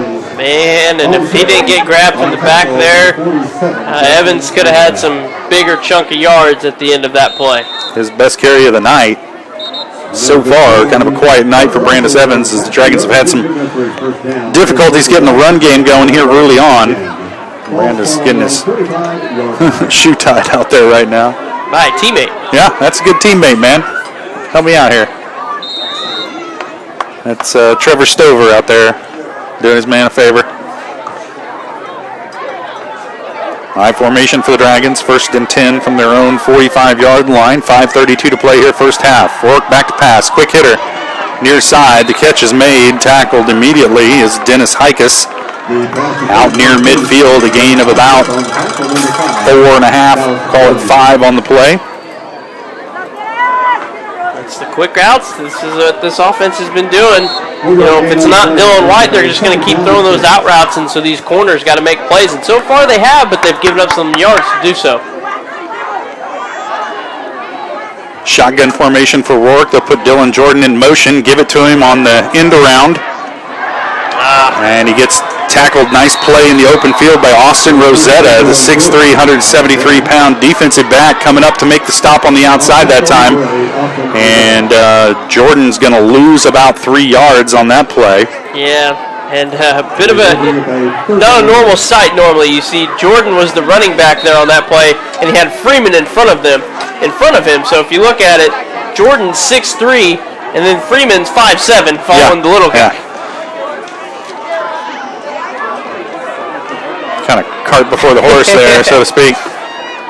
4:19 to play. Dragons trying to convert here on a 3rd down and long from their own 47-yard line. Rourke getting pressured. Back the other way. Screen set up for Brandis Evans. It's there. He's across the 40. 35. Shucks a man. Runs someone over at the 35-yard line as Austin Rosetta got the short end of that one from Brandis Evans. Sets the Dragons up 1st down and 10 at the DeSoto 38-yard line. Yeah, it shows on the roster he's a fullback. I mean, that's fullback power right there, if you will. But, first of all, great pass by Rourke. Last time he bolted a little bit too much to Freeman. They couldn't get the screenplay. This time he was able to lob it and then just watch Evans do the rest. Gain of 17 on the play. Sets the Dragons up 1st and 10 at the DeSoto 38. Shotgun formation for Rourke. Quick hitter. Trevor Austin with it at the 35, or at the 25, and spun down at about the 22. It's another first down. Another first down for the Dragons. Good to see Trenton Austin getting out there. We have a my time, and there is a injured Purple Dragon. That's Brentley Beckett, and he is hurting bad. He can't put, I don't know if he can't put any pressure on that right arm. Or, it could be a shoulder stinger or separated shoulder. I'm not a doctor. He's feeling the pain, though. 16-yard gain on the pass play to Trenton Austin.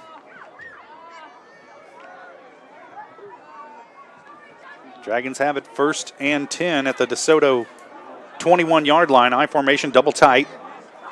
Here's the snap. Rourke will keep it himself on the keeper. Cuts it back inside. Has a lane at the 5. Ridden down from behind at the 4-yard line. The Dragon offense is rolling down into DeSoto territory at the 5-yard line. Dragons are knocking on the door. Yeah, 1st and goal.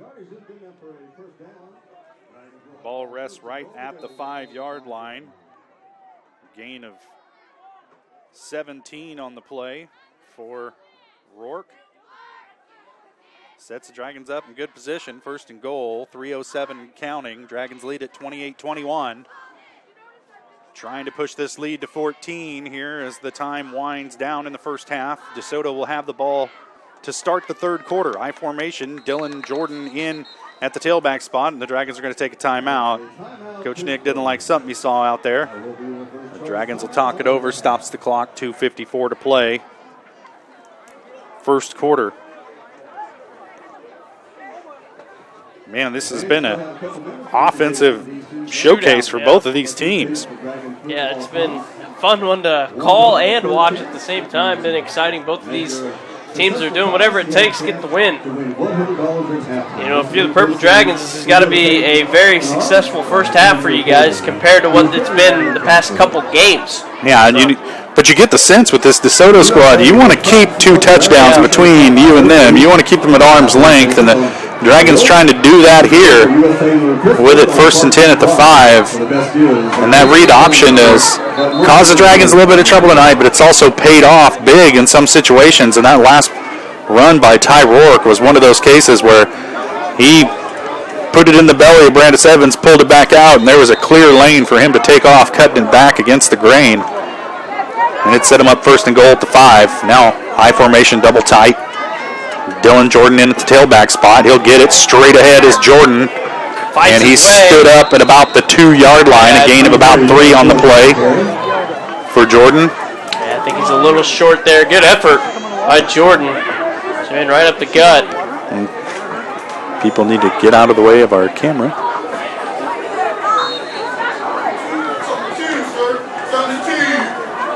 Second and goal. Second and goal at the 2 for the Dragons. 2:26 and counting first half.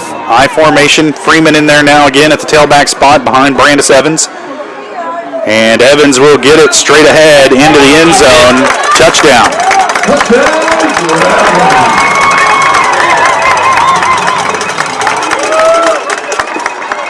2-yard touchdown run by Brandis Evans gives the Dragons a 2-touchdown lead with 2:15 to play in the second quarter. Lots of twos.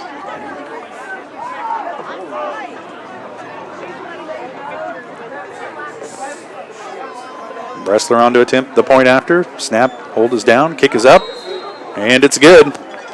Dragons lead it 35-21. 2:15 to play. First half. We'll step away for 30 seconds and we'll be back. You're listening to Pittsburg High School Purple Dragon Football on ESPN 100.7 and streaming live on ESPN1007.com.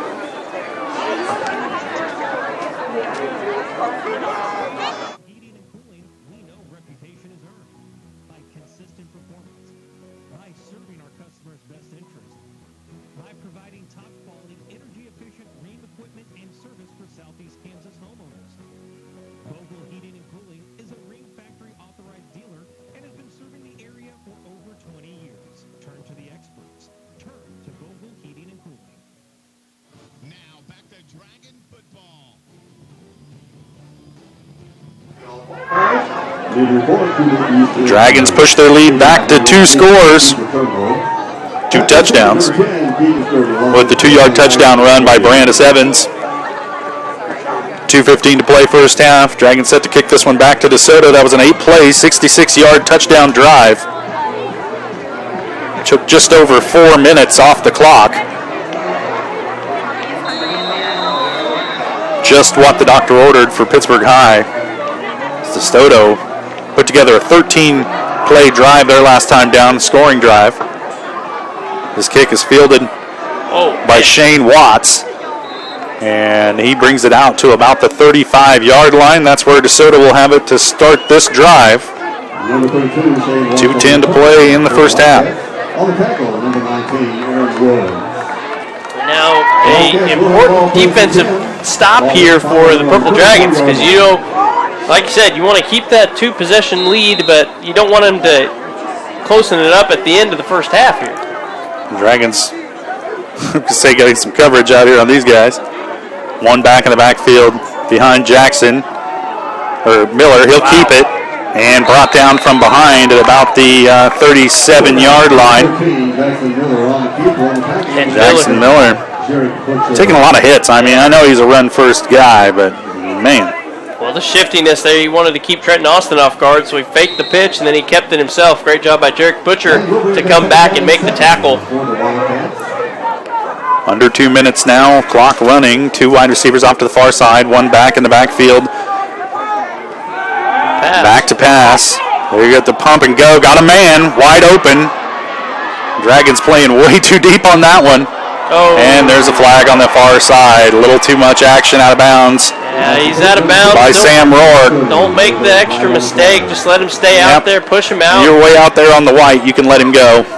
You don't have to ride him all the way to the ground. That's what drew the flag. It wasn't a particularly vicious hit. It's just that you got to stop the action once you get out there onto the chalk. And that'll back the Dragons up 15 yards. That's their 4th penalty of the ball game. DeSoto's committed 2. Minute 29 to play. DeSoto will have it 1st and 10 at the Dragon 21-yard line. Yeah, it's in their favor too now, Josh. They are in control of this. They can run this clock down as much as they want. One back in the backfield is Russell Coy. He'll get it, first man through, hit immediately, and dropped. Aaron Woods. I think that was Aaron Woods on the tackle. Good looking play that time. Woods, 6'3", junior. He'll be one of the studs next year for sure for Coach Nick. 2 wide receivers to the near side. They'll stick with 1 back in the backfield and a wing back. Miller, quick hitter, incomplete. Intended out on the outside for Connor Flynn, 6'4", 208-pound senior. And you missed your jump ball right there. Yeah. He's a tall drink of water out there on the outside. But that pass way too high even for him. Stops the clock, 56 seconds to play first half. Dragons trying to hold DeSoto out of the end zone and hang on to a 14-point lead headed into the break. We mentioned earlier the Wildcats will have the ball coming out of the break. So this is an important drive here for the Dragons as they try to keep some breathing room between them and DeSoto. He'll fake the toss, now rolling near side and throwing. He has a man. Yeah. Dylan White lost his man, turned his back on him, and it's a touchdown. That pass complete to Hayden Henderson, 6'3", 166-pound sophomore. And Dragon lead cut back down to 8 pending the extra point. Dylan White turned to look at the quarterback. He had too much real estate behind him and wasn't able to make it up once the pass was thrown. And Jackson Miller with another touchdown pass. Next point is good. Points up and good. Dragon lead cut to 7. 49 seconds left to play here first half. You never know. We'll stay right here. And that was a big possession for DeSoto and the Dragons. Sam Rourke didn't do him any favors with that penalty out of bounds. Just another mental lapse by the Dragons. Those are the things they've kind of had to overcome all season long. The defense will make a good play, and then something happens afterwards, and you end up marching down the field, and a lot of it's due to flags more than plays. Yep. And Dragons burnt again there by the mental error. And Josh, something where I've actually seen down on the sidelines on the bench there for the Purple Dragons, we mentioned it earlier, Bentley Bocart came out of the play. He actually doesn't even have his shoulder pads on, and I think his dad's over there beside him, and they're pointing towards the collarbone area. So no, that's no good. Yeah, Bocart, the senior, big lineman for that team. Well, they'll miss Beck out.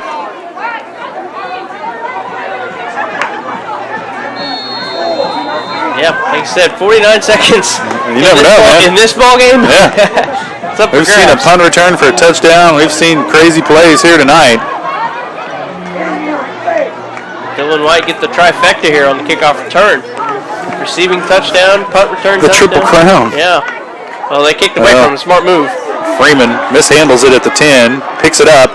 Now he's off, makes a man miss, and brought down from behind at the 15-yard line. 40 seconds on the clock. Dragons have to go 85 yards. 2 timeouts. See what you got in the playbook for this one. Yep, 2 timeouts. It's a lot of good time here. And, you know, if you watch this PHS offense, what they like to do in general anyways is out routes and stuff to around the corners. So they do have their traditional fade routes up the middle with their tight ends. So a lot of good things that they can do here. Jarek Butcher will be the tight end on this drive to start out. So. And we saw that play last week. I'm going to call it out right now. Wide. We've watched. You see if they run the same one they ran against Olathe East, where the wide receiver runs the coverage off. Butcher fakes like he's going to block and then comes out underneath the coverage. It was so wide open last week. There's a handoff to Brett Freeman right up the middle, and Dragons playing this one conservative. Yeah. And I think they're just going to let this thing wind down. Call it a half, and I'd say give it one shot at least.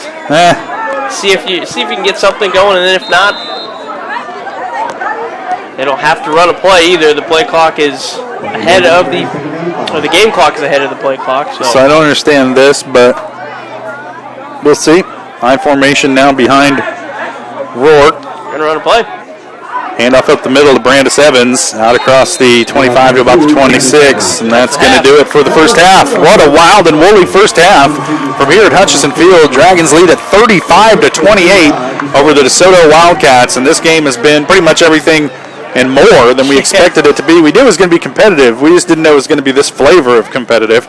And the Dragons in a shootout, hanging on to a 7-point lead. DeSoto will have the ball to start the third quarter.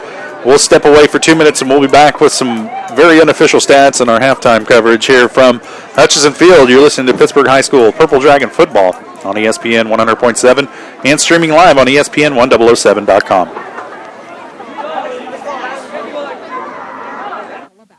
And whether we're transloading steel in Houston, repairing rail cars in Pennsylvania, or hauling grain in Australia, Watco is still the same hometown transportation services provider that was started in Pittsburg, Kansas 35 years ago.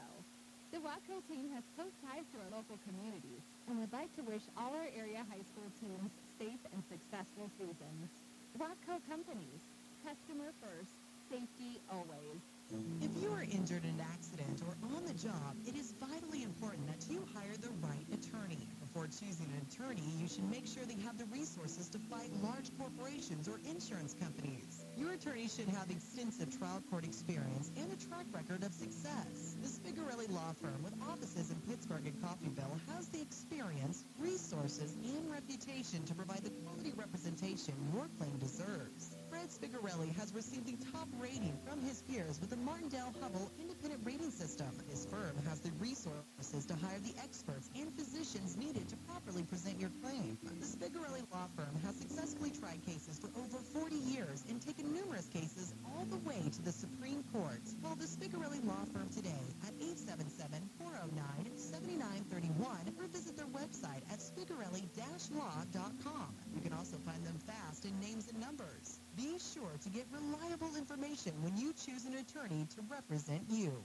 Gunflex right stack, 394 Dragon Smoke. Make the right call to Vietti Auto Body and Alignment, 620-231-6230. Vietti Auto Body and Alignment has a team of experts that has the newest equipment and training like no other. So why go where the insurance company sends you? Stand up and choose Vietti Auto Body and Alignment on 4th Street in Pittsburg since 1948, or call 620-231-6230. It is your choice. Find them fast in names and numbers. Now back to Dragon football.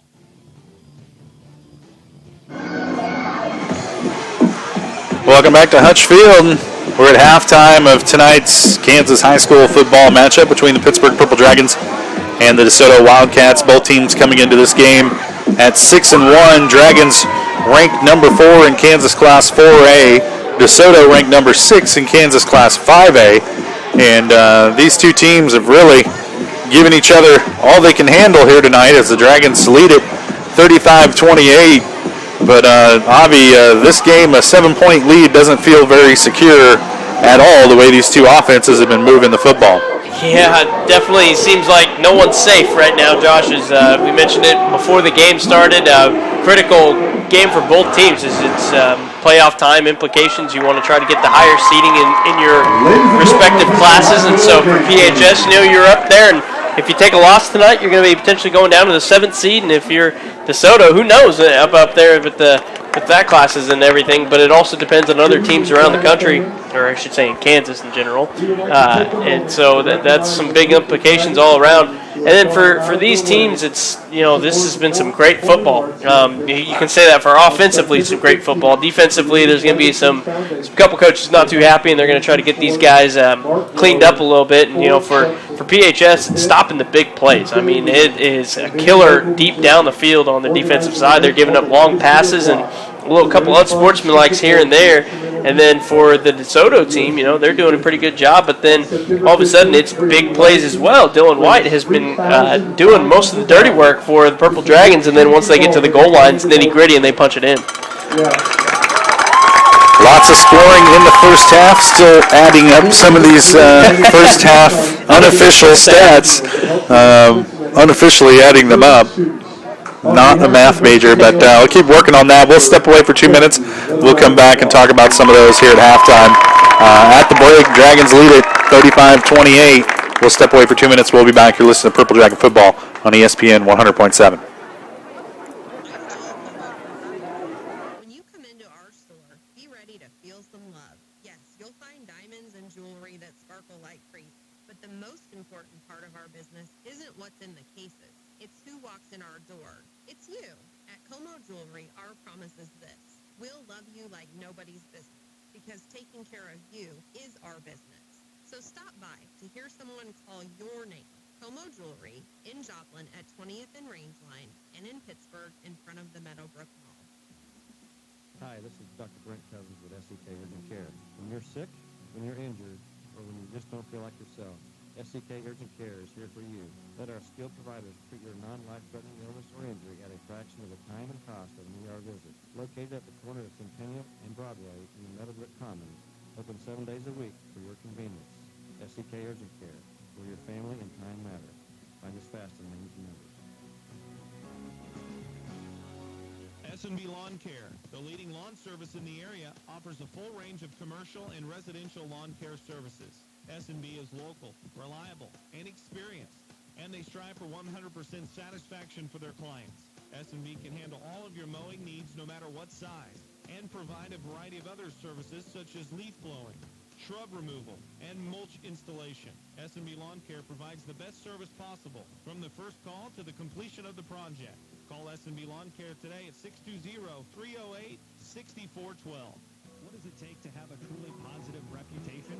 At Vogel Heating and Cooling, we know reputation is earned by consistent performance, by serving our customers' best interest, by providing top-quality, energy-efficient ream equipment and service for Southeast Kansas homeowners. Vogel Heating and Cooling is a Ream Factory authorized dealer and has been serving the area for over 20 years. Turn to the experts. Turn to Vogel Heating and Cooling. Now back to Dragon football. Welcome back to Hutch Field, the Pittsburg High School Marching Dragons and the Dragon dance team out there entertaining the crowd here at halftime on senior night. Thriller. Yeah, look at that. Let's just turn it up. Here we go.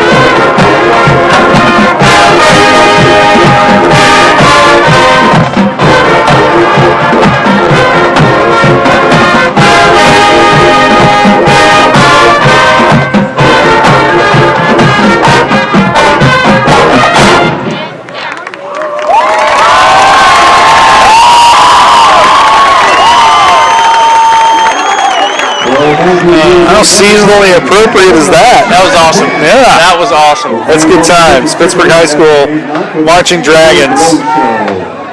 Big part of this game day atmosphere here at Hutch Field. Talented squad. See them marching off the field there. What the heck? Let's talk about some halftime stats. What do you think? Let's get it. Very unofficial. Again, we have to have this disclaimer with everything. I can't stand by these numbers, but I approve this message. All right. Rushing, Dragons led by Ty Rourke, 35 yards on 4 carries. The lone rushing touchdown came from Brandis Evans. He has 15 yards on 5 carries. Then we got a total of about 8 yards scattered amongst 5 other carries for the Dragons. Passing, good night so far throwing the ball for Ty Rourke. 8 of 12 for 146 yards and 3 touchdowns. You'll take that stat line any night if you're a high school quarterback. Receiving for the Dragons, Dylan White, 2 catches, 82 yards, 2 touchdowns. Also has a 65-yard punt return touchdown. So we're rooting for the kickoff return touchdown to complete the triple crown of scoring. Maybe we'll let him come in and attempt a field goal at some point in the game, and that'd be good. Maybe tackle someone for a safety. Yeah. We can dream. Anyway, Trent Austin, 3 catches for 34 yards and a touchdown. Brett Weimer's 1 catch for 8 yards. Dennis Hikas, 1 catch for 5 yards. And Brandis Evans, 1 catch for 17 yards on a little screen pass. So the Dragons, offensively, the numbers don't absolutely blow you away, but they scored a lot of points. I'll take not too many yards and more points as opposed to last week where they marched the ball up and down the field and finished the game with 7 less points than they have here at the half tonight. Yeah. So the Dragons finishing drives tonight where they didn't finish them last week, but defensively you can see why DeSoto gives people fits. A lot of misdirection in the backfield. They put a lot of pressure on your linebackers and defensive ends, and then once it's into open space, they've got some good skill players who can make you miss. Yeah, and I think one of the key stats, I don't know if you wrote this down or not, but the key stats for both teams is only 1 turnover apiece. It was both fumbles on either side, and so both of them resulted in points. But however, keeping yourself disciplined. You're not seeing too many false starts. I saw a couple offsides, but that's about it. But keeping yourself disciplined as well is a big key factor in this game, and it's so far been helping out both teams. And so I think those are some key stats that will help both of these guys out. And so in the end, it's just who wants it more now, Josh. I know it's a 7-point game. DeSoto's going to get this ball to start the second half. And so it's going to come down to the defense. Which defense wants to stop the other offense first? And that's going to be the deciding factor, really, because we're just seeing – we saw fireworks before the show. We saw fireworks during the game. So I think it's a great matchup so far all around. Well, as up and down as the two offenses went in that first quarter, the Dragons had 5 possessions offensively. DeSoto had 4 possessions offensively in that first quarter. Just 1 real offensive possession for the Dragons. They got it with just a few seconds left on the quarter. I guess we could call that a second possession, but 1 real drive for the Dragons there in the second quarter. DeSoto with 2 drives, one a 13-play, 71-yard drive. The other one took just 49 seconds for them to go 65 yards for the score. And very different game in those 2 quarters. We'll be interested to see what adjustments these coaching staffs make in the locker room. And if you're the Dragons, I think a lot of the focus has to be on your defensive backs. Don't lose your man. Don't let anybody get behind you if you're playing safety or corner. You know, if you're man-to-man out there on an island, you can't let him get behind you. And the Dragons got burned a couple of times on that here tonight on big pass plays. You take away those 2 big pass plays, I mean, granted, you take away the plays where they score, and this is a lot different ball game. But you think that the Dragons trying to get that cleaned up, and then for DeSoto, they've had problems stopping this Dragon offense in just about every facet of the game. The only real stop they've gotten is when the Dragons fumbled the ball, and so just a mental error by Pittsburg High resulted in the only stop really that DeSoto got there in the first half. So a lot of adjustments probably going to be made here for the second half, and we might see a very different struggle here. Yeah. But so far, these 2 offenses appear to be able to move the ball at will, and that's where we sit at the half. The Dragons leading at 35-28. We got about 6.5 minutes left until kickoff, so we'll step away for a couple minutes and come back here to Hutch Field and get set for the second half of action. You're listening to Pittsburg High School Purple Dragon football on ESPN 100.7 and streaming live around the world on the interweb at ESPN1007.com. Wishes the best of luck to all area athletic teams this season. It has been their pleasure to provide great quality food products to area schools, colleges, and universities in Kansas, Oklahoma, and Missouri. Brown's Food Service is proud to be a 4th-generation family-owned and operated business with over 80 years of service to their customers, employees, families, and communities. Good luck to all area teams from Maroons. CDL has so many services to keep you safe in your home and business, like security and camera systems with 24/7 monitoring and the ability to control them with your phone or computer, or personal monitoring systems to get your loved ones help when they need it, and generators to keep things running when severe weather happens. And when you add our solar, electric, plumbing, and heating and air professionals, CDL is the choice to keep you safe. We're CDL. One company, so many solutions. The human eye blinks about 17,000 times a day, but here's a real eye-opener. Dry eyes can cause irritation, red eyes, and blurred vision.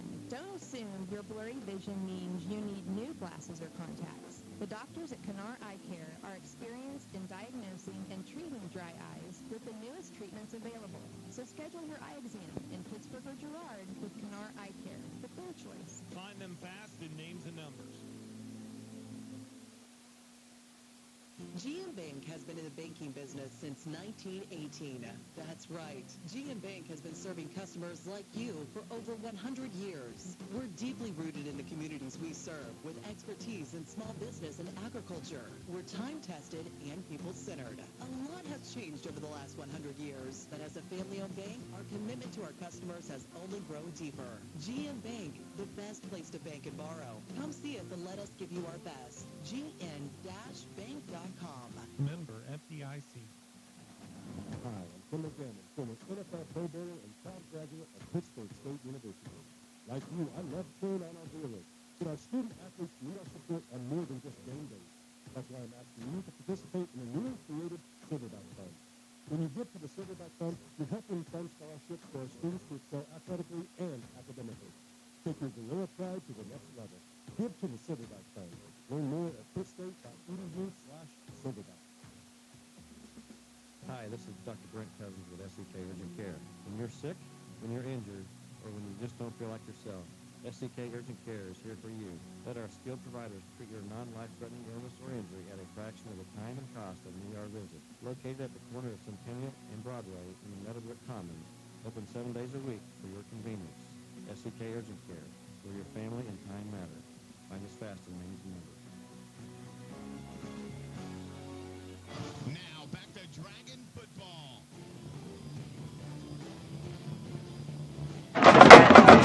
Welcome back to Hutchinson Field. Still at halftime. Both teams out of the locker room, starting to stretch out down there on the field right now. Got about 3 minutes away from kickoff here the second half. DeSoto will have the ball to start the third quarter. Dragons lead it by 7, 35-28. Here in this matchup of 6-1 teams, as I mentioned, Pittsburgh High coming to the game, the number 4 ranked team in Kansas Class 4A. DeSoto, the number 6 ranked team in Kansas Class 5A. And so far, the Dragons with this tenuous 7-point lead here at the break, and you got to feel like that lead's in danger, Javi, the way these two offenses have moved the football here in the first half. See if the defenses can make some adjustments, try and slow them down a little bit here in the third quarter. Let's take a look at some of the stats for DeSoto tonight. They are led in rushing by Russell Coy, the 5'9" sophomore. He has 35 yards on 8 carries with a touchdown. And next up is the quarterback, Jackson Miller, with 29 yards on 8 carries. And then 2 big carries for Tyson Priddy. Just 2 touches, but he has 46 yards and a touchdown on those big option plays. One of them scored. The other one got the ball all the way down to the Dragon 1-yard line. They were able to punch it in a couple plays later.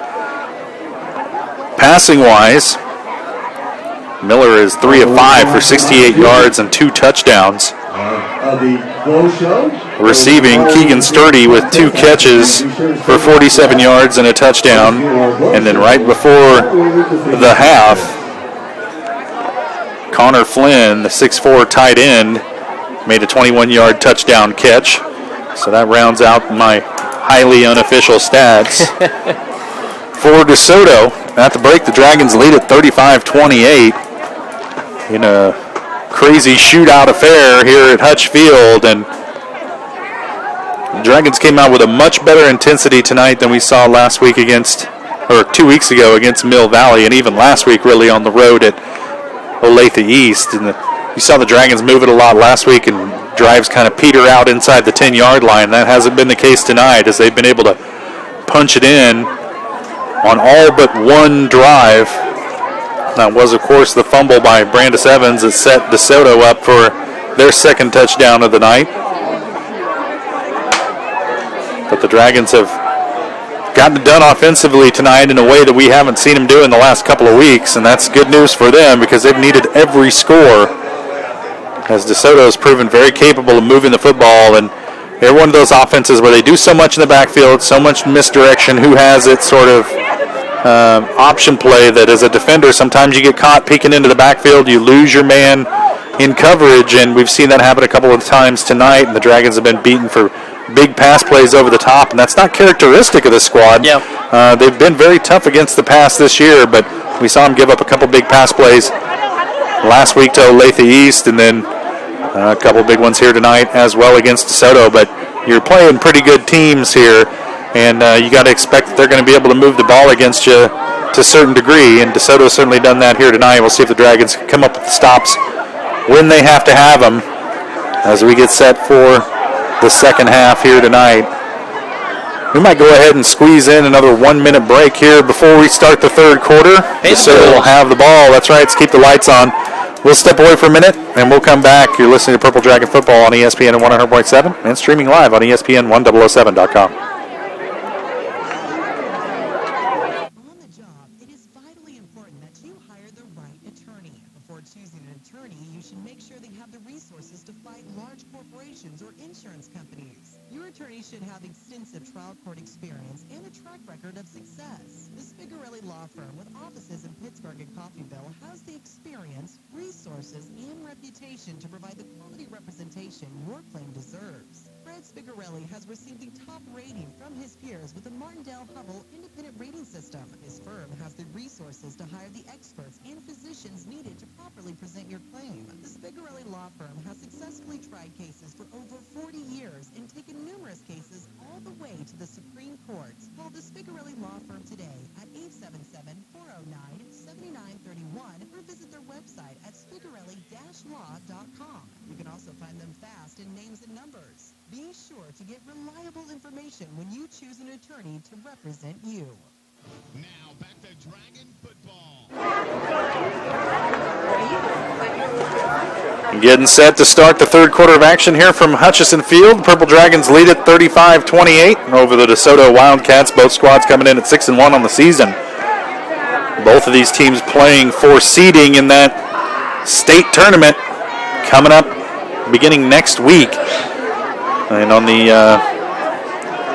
both teams playing on the eastern side of the state.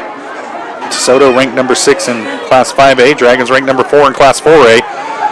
All that could change, though, pending the result here tonight. Dragons will kick it off here to start the third quarter. DeSoto will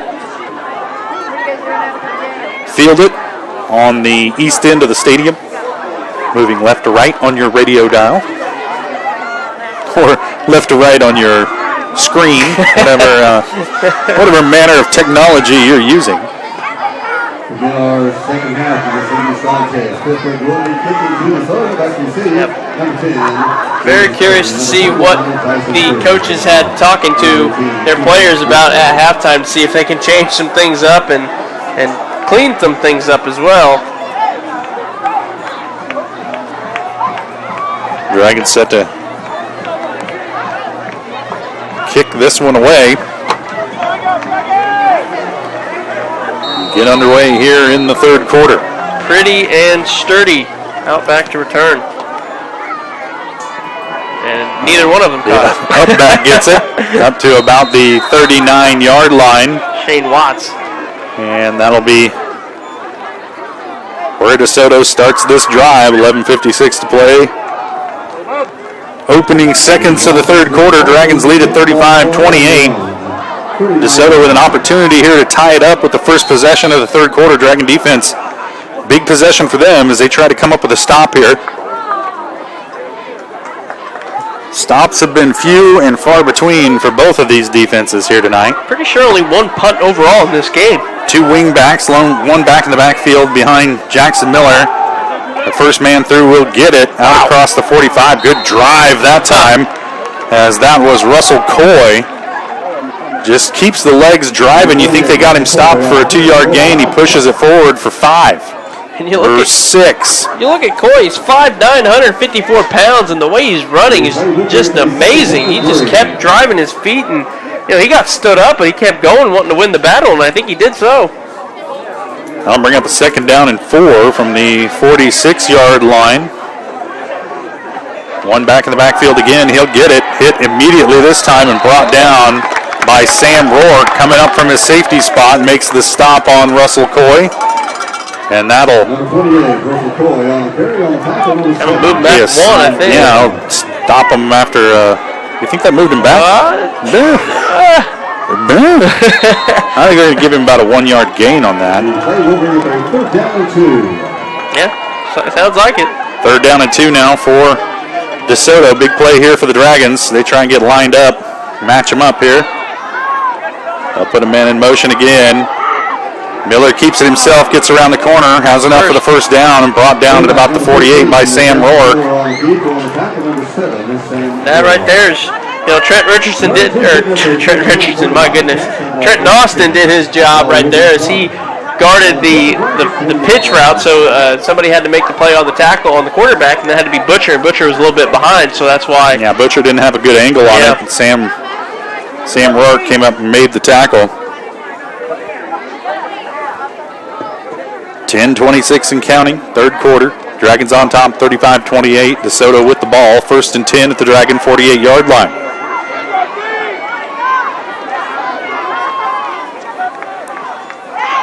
And Miller back to pass, looking downfield.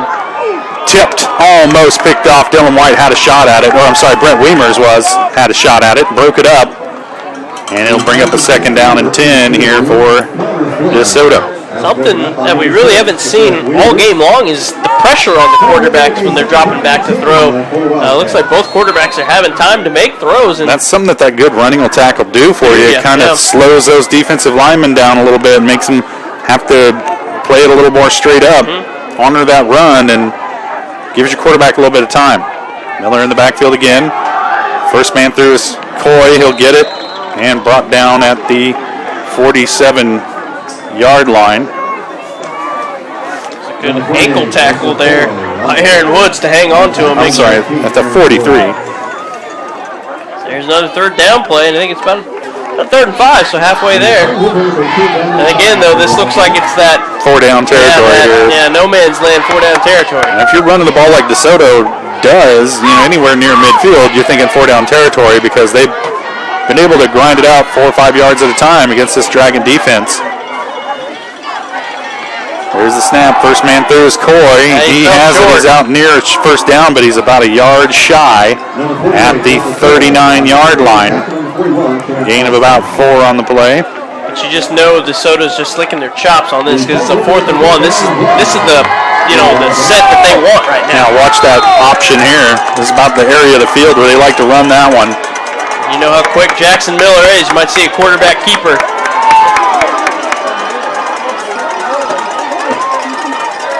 Try catching off sides. Reset. Now there's some movement up front on that DeSoto offensive line. That's going to back the Wildcats up 5 yards. That's a pretty big 5-yard penalty there. 3rd penalty of the game on the Wildcats. And here comes the punting unit. They're going to try and play field position, pin the Dragons deep. Better get some coverage on this return if you're going to do that. Dylan White dropping back for the Dragons. Speaking of licking chops, he's already got one. Got a 65-yard punt return for a touchdown already tonight. You wonder if they're going to kick this one to him at all, and they do. Fair catch at the 10-yard line.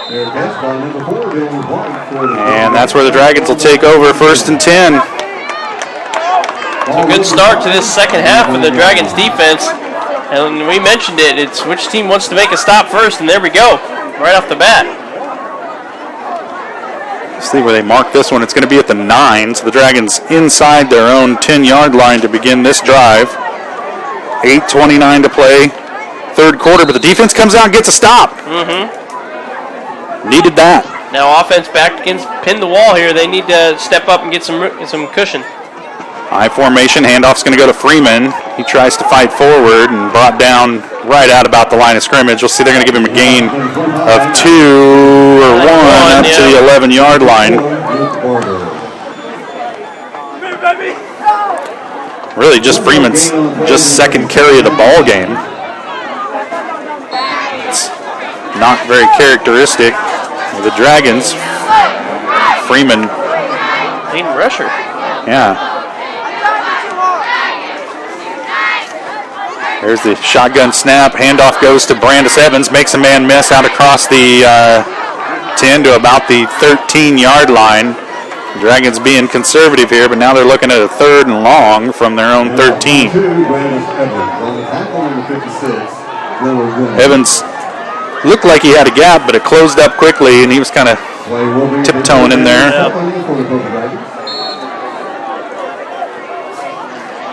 It's a high traffic zone. I'd probably be trying to tiptoe through there as well. Shotgun formation now for Rourke. Freeman's alone back in the backfield with him. 2 wide receivers the near side. Rourke will roll out near side, looking downfield, has a man, Brett Wiemers. There's the catch at the 20-yard line, out across 25, still on his feet at the 30, and tries to make a man miss, brought down at the 37-yard line, and that'll be a 1st down for the Dragons.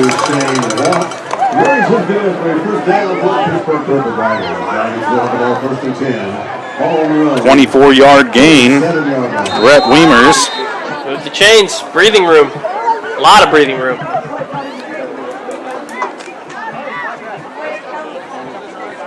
Under 7 minutes now, 3rd quarter. Dragons out of the shadow of their own end zone as they're starting to move the ball down the field. 1st and 10 at their own 37-yard line. Following 24-yard pass play from Rourke to Wiemers. And there's a fake handoff. Rourke will keep it himself across the 40, out of bounds at the 42. Good play call. I think it just should have been on the other side. Give him that room to run. Rourke will pick up about, we'll call it 4 on the carry.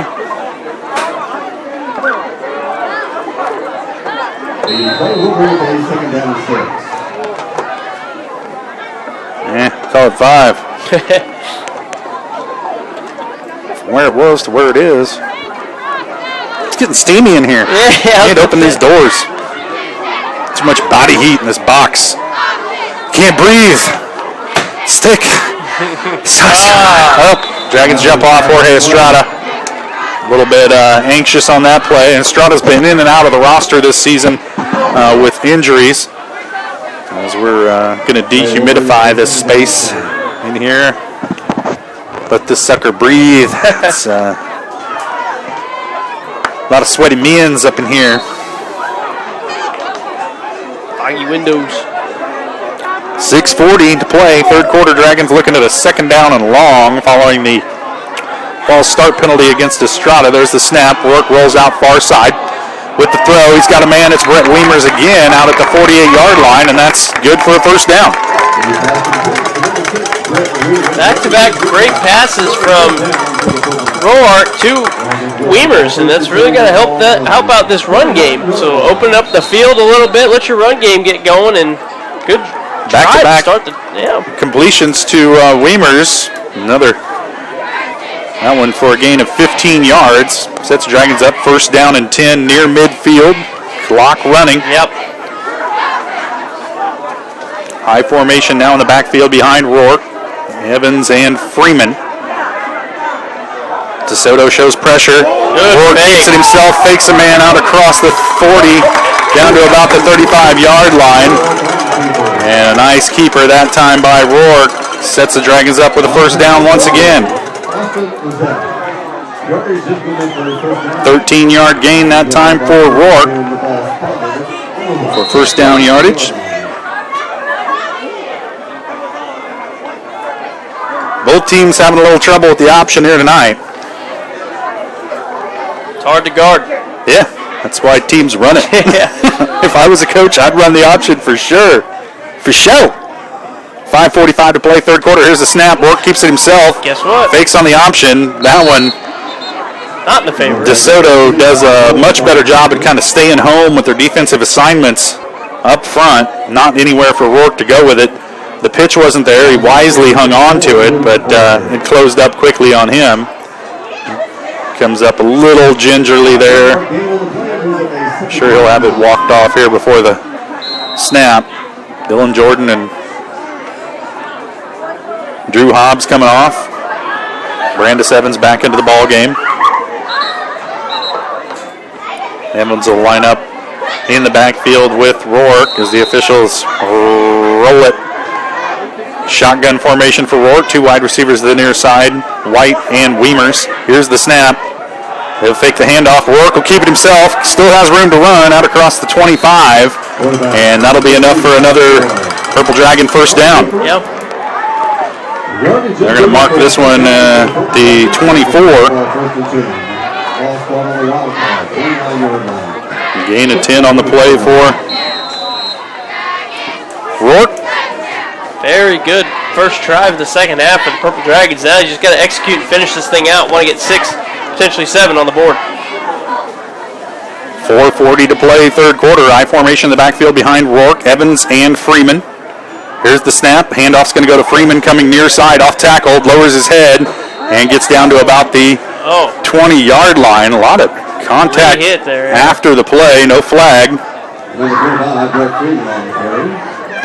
When he first came up, I thought he was a little he's a little dinged. His wrist is a little dinged. He'll have to walk that one off. That may have happened while he was laying on the ground and got speared. 4:08 to play. Gain of 2. Third quarter, second down and 8 for the Purple Dragons from the DeSoto 27-yard line. Handoff's going to go to Dylan Jordan. Hesitates in the backfield. Now just tries to get what he can moving forward. And it's going to be a gain of about 1, maybe 2 for Jordan. Hasn't been picking up the big chunks of yardage tonight like we've seen him do in the past. Sets up a third down and about 7 for the Dragons. From the DeSoto 20-yard line, a big third down here. Quick pitch out to Jordan. Cuts it back inside against the grain across the 20 to about the 17-yard line. Going to be short of the first down by about a yard, maybe 2. We'll see where they spot it. Put the ball at the 16-yard line. So it'll be a fourth down and a long yard. Clock continuing to grind. They definitely want to go for this, and there you go. Try to catch them off sides potentially. Don't want to get that false start here. Trips to the far side. Shotgun formation for Rourke. Lone back in the backfield is Brandis Evans. Here's the snap. Fakes the handoff to Evans. Pass across. Is caught by Trent Austin for the touchdown. The defender had a shot at it. Austin Rosetta got a hand in there, but Austin able to juggle it and bring it in for the score, and the Dragons go up 41-28 with 2.5 to play here, third quarter. That's a critical touchdown right there by the Purple Dragons to give them the lead some more. Job well done by Rourke in this offense to get all the way downfield and then finish it off with a great touchdown pass to Austin. How about that? Austin's second receiving touchdown of the night. The fourth passing touchdown for Ty Rourke. The kick is up from Bressler, and it's good. It didn't look good from our angle. How about that? 2:32 to play, third quarter. Dragons lead at 42-28. We'll step away for 30 seconds, and we'll be back. You're listening to Pittsburg High School football on ESPN 100.7 and streaming live on ESPN1007.com.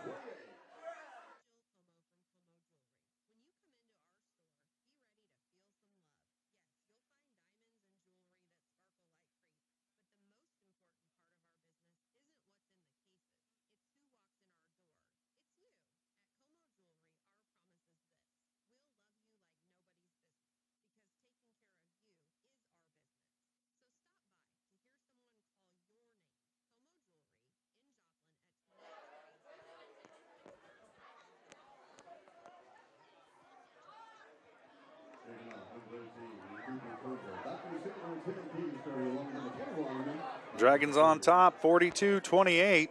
2:32 to play, third quarter. They cap off a 91-yard drive with a 16-yard touchdown pass from Ty Rourke to Trenton Austin. The Dragons take that critical 2-touchdown lead as they're set to kick it away to this DeSoto offense, who opted to punt on a 4th down and 5 from near midfield. That kick's going to go out of bounds, and DeSoto will take over at their own 35-yard line to begin this drive. 2:32 to play, third quarter. We've seen already in this game in the first half in general, when DeSoto's down by 2 or more, they don't waste any time to get back to cut this lead down. I'd watch that play action pass this time. Yeah. That seam route up the middle, the post, whatever anything that gets behind your safety. Yeah. Yeah, their short passing game has been off tonight, but the long ball has been there for the Wildcats, that's for sure. So they've had some success over the top of the Dragon defense. Yeah, Miller having a tough time hitting the short routes, but the long balls he's able to hit his man, so I guess that's the ones that matter. Yeah, just lob it up there and let him run under it. He's done a good job of that so far tonight, or he did in the first half anyway. 1st and 10 from the 35. For DeSoto, they'll set up with the wing backs again. One back in the backfield behind Miller.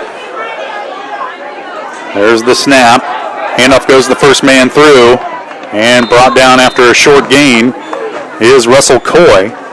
Looks like he's going to get about 3 yards on the carry. Well, I don't want to jinx it yet, Josh, but this is the kind of quarter we expected the whole game to be. It's a running clock and only one score, so... Yeah. I thought we were going to be at home by now. This will be over. This turned into a long night. Not as long as that Blue Valley North game, but Jenny's going to get cold standing out there. She's jumping around, doing some jumping jacks. Here's the snap. First man through, gets it again, and brought down immediately by Aaron Woods. That was Russell Coy again on the carry, but nothing doing there for him. Got one, maybe. Yeah. They're going to call it a gain of nil. Zilch, 0, nada. Tell you what, Woods is having himself a pretty nice night so far. Getting a lot of repetition in there and making his name. And that's where the Dragons got to be careful. They expect that long pass over the top. A lot of quarterbacks scrambling around. Minute 20 and counting to play here, third quarter. 3rd down and about 8 for DeSoto. Here's the snap. Miller back to pass, being pressured, wrapped up, and he's going to be sacked.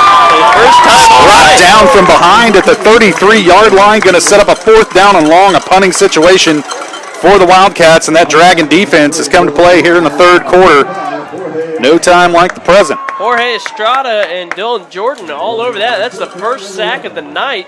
Job well done. Jorge Estrada, a starter on the offensive line, and spent most of his time there this season, but they're moving him over into the defensive line. He's just a big dude, and hard to stop on that play. Yeah. Dylan White back to receive the punt. The kick is away. A nice high punt. Yeah. And White backtracking, and it'll take a DeSoto bounce at the 20-yard line. He'll let it roll inside the 15, and it'll be down at about the 12. As Dylan White just playing it safe right there. Last thing you want to do is shift the momentum back over to DeSoto. So the Dragon offense will take the ball at the 12-yard line. One play here, and that'll be the end of the 3rd probably. This quarter went faster than the first half. I mean, this quarter went faster than the first 5 minutes of the first quarter. Yeah. Dragons come out, high formation, 2 tight ends set. 1 wide receiver off to the far side. It's Dennis Hikas.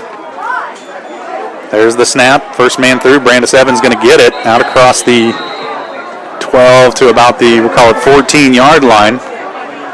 If they give him the 14, that'll be a generous spot. And they do, and that will be the final play of the 3rd quarter. Dragon defense holds twice. The Dragon offense scores once. They lead at 42-28. 1 quarter left to play here at Hutch Field. We'll take a 1-minute break, and we'll be back. You're listening to Purple Dragon Football on ESPN 100.7 and streaming live on ESPN1007.com.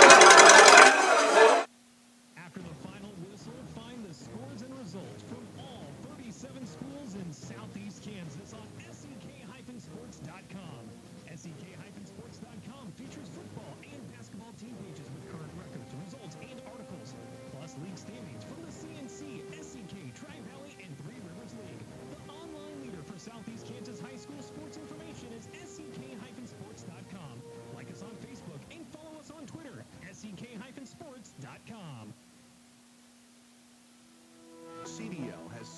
services to keep you safe in your home and business, like security and camera systems with 24/7 monitoring and the ability to control them with your phone or computer, or personal monitoring systems to get your loved ones help when they need it, and generators to keep things running when severe weather happens. And when you add our solar, electric, plumbing, and heating and air professionals, CDL is the choice to keep you safe. We're CDL.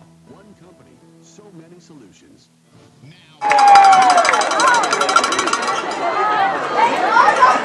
One quarter left to play.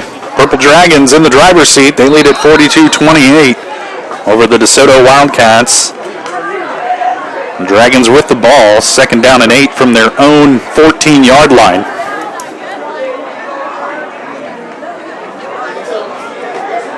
Rourke in the shotgun, flanked by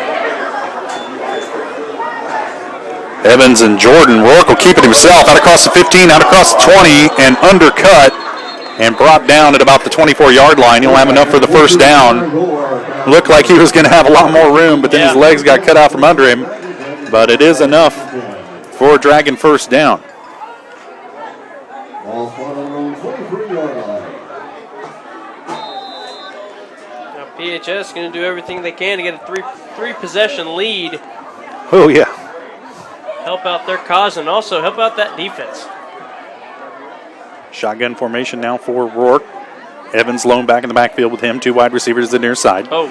Handoff kind of botched, but then ends up in the gut of Brandis Evans. He'll drive ahead for about 2 yards. They just ran into each other on that one. Yeah, it wasn't pretty, but at least the clock's running. And they got a couple out of it. Something out of nothing. That was a rough 6 feet, though, I'll tell you that, for Brandis Evans.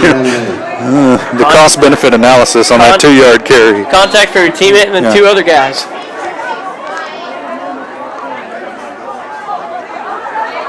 Dragons taking their sweet time right here. Shotgun formation. 2 wide receivers to the near side. Rourke rolling near side, looking. His receiver fell down as Brett Weimer started to come out of his break and slipped on the out pattern. The ball would have been there, maybe a little bit short. But it'll set up a 3rd down and long here for the Dragons. Stops the clock with 10:54 to play in the final quarter. Dragons trying to seal this victory against the number 6 team in Kansas Class 5A. Huge play by Brandon Evans right there, Josh. I don't know if you saw it, but it was a rollout. He had a big block. He had a big block to keep Roark to throw that thing easily. And there's a flag. We're going to... Timeout. Oh, okay. And a timeout, Pittsburg. I was a little confused as well. The flag waving it off, yeah. Okay. So, Coach Nick will burn his first time out of the second half here with 10:54 to play in the ball game. Dragons looking at a big 3rd down, a 3rd and long from their own 25-yard line. So a big play here for the Dragons, also a big play for this DeSoto defense. Yes. They need to come up with a stop here, and stops have been hard to come by tonight for both defenses, but the Dragons have really settled in on defense here so far in the second half with 2 stops in the 3rd quarter. DeSoto trying to get their first stop since the first quarter of the ball game when they were forced to fumble. They didn't even force it, it just happened. I don't know if you call that a stop. Just call that like a gift-wrapped opportunity. So they really have been struggling to get off the field on defense tonight. Trying to do it right here. 3rd down and long for the Dragons from their own 25-yard line. Shotgun formation, trips this time to the near side. Austin, Hikus, and White. Rourke back to pass. Throws it over the middle for Hikus. It's knocked away at the last second. Good defensive play that time by Austin Rosetta. Called his name several times. He's 6'3". That's a long, tall dude. He got his hand out there, able to knock that one away, and the Dragons will be forced to punt this one away with 10:49 to play in the ball game. They lead at 42-28, but you really like to keep that DeSoto offense off the field. The Dragons are going to have to give it back to them here. Lots of time to play in the 4th quarter. And what could be good field position here for the Wildcats as well. Dylan White set to punt this one away. Gives it a ride, knuckling. Takes a hop at the 45, takes a drag and roll across the 40 down to about the DeSoto 38-yard line.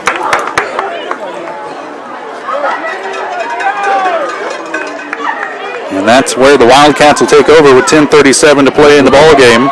Plenty of time for them too, Josh. Keep that in mind. You know, you got 10:37, 3 timeouts, one step at a time. And you know, even though they're a ground and pound team, they can definitely do that on this drive too. We've seen them air it out. Yeah. They have the ability to throw the football. Dragons need to be careful not to give up the big play. It's okay to let them grind on you 3 yards at a time and take all night doing it. I'll give it to the first man through. And that was Russell Coy, brought down after a short gain of about a yard on the play. A little trippery right there. I think Coy tripped up on his own, either his own feet or a teammate's feet. You saying we should credit that one to the turf monster? Yes.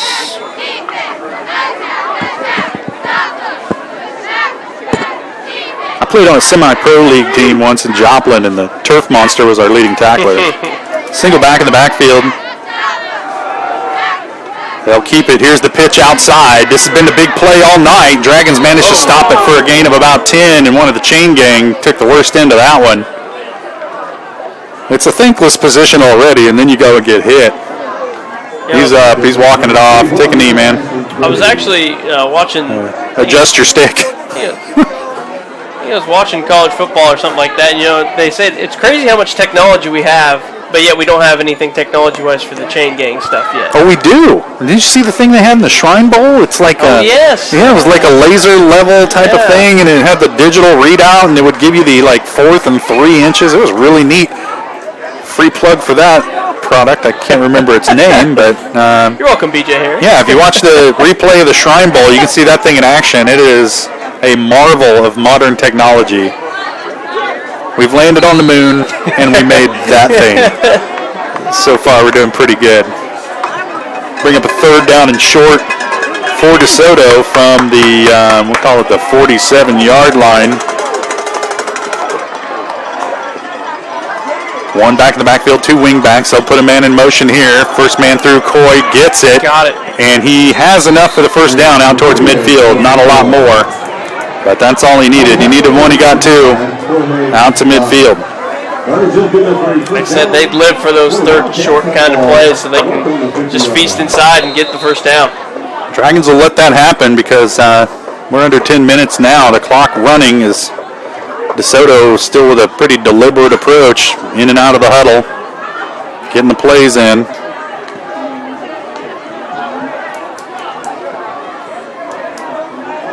Stay with this wing-back formation. Put a man in motion once again. Miller now back to pass, looking downfield. Got a man. As a man, how does he keep getting open? The Dragons steps right out of bounds after the catch as Keegan Sturdy. And let's see, that's going to be up to the 29-yard line of the Dragons. So that's a gain of 21 on the play. Yep. That was a post wheel route, so the main receiver ran a post, and the second guy kind of waited, ran a flat, then he turned upfield, and that's what caused the wide open play.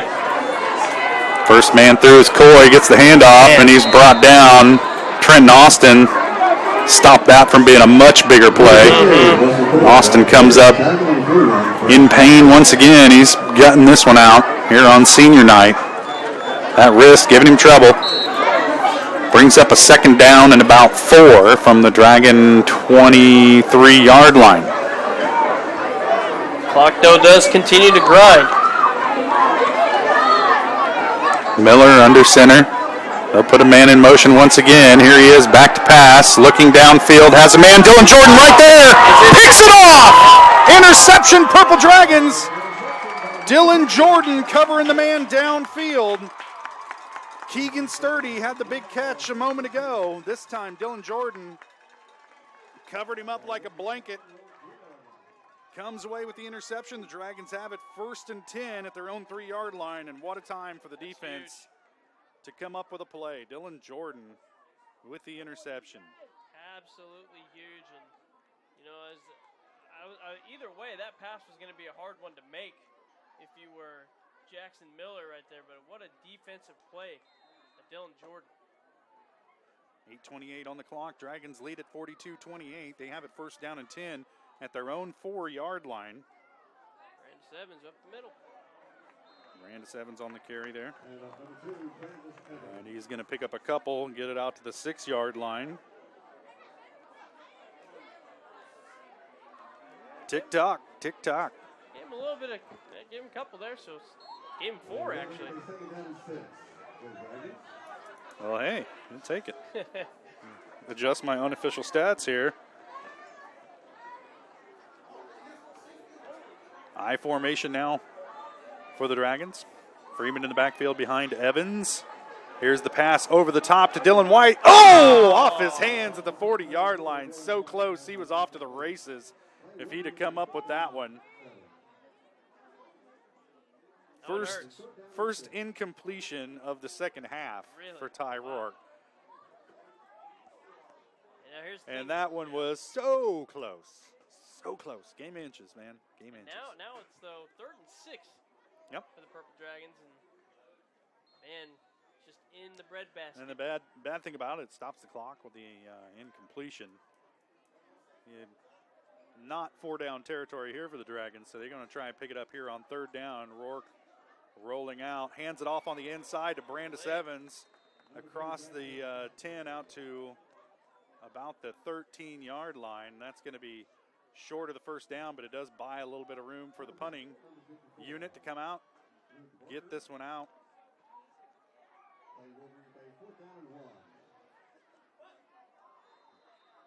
Dylan White in to punt this one away for the Dragons as the defense is going to be called upon once again to come up with a stop, protect this 14-point lead here as the clock winds under 7 minutes and 15 seconds to play in the ball game. There's the snap. Dylan White gets the punt away down the near sideline, out of bounds. Not a very great punt, and it's going to set DeSoto up at the Pittsburg High 40-yard line. So net gain of about 25 yards on that punt from Dylan White. Hung on to it for a long time back there. No return. DeSoto will have it 1st and 10 at the Pittsburg High 40-yard line. 7:06 to play here in the ball game. Get this, Josh, our partnering radio station, 101.7. Pretty good game over there. Lamar tied with Cassville, 21-21. Ooh, you knew that was going to be a dogfight. 3 minutes left. Cassville's got the ball. Should be an interesting ending as well as this one. Everybody should definitely keep watching this one. Mm-hmm. One back in the backfield behind Miller is Coy. Yeah, from Dylan behind. Jordan coming from behind. Gets it, ball's out. Ball's out. Here's a scramble for it. Just fall on it. DeSoto able to cover it up, but they lost about 12 yards. 12 yards on that play right there as the ball came out. Dylan Jordan coming from behind on Miller, and I don't think Miller, well, I know he had no idea he was coming, rolling out to the far side and gets pursued from behind, and Jordan able to knock that ball out, and then a scrum for it. So a forced fumble and a sack for Jordan sets him up 2nd down and long at the DeSoto 48-yard line.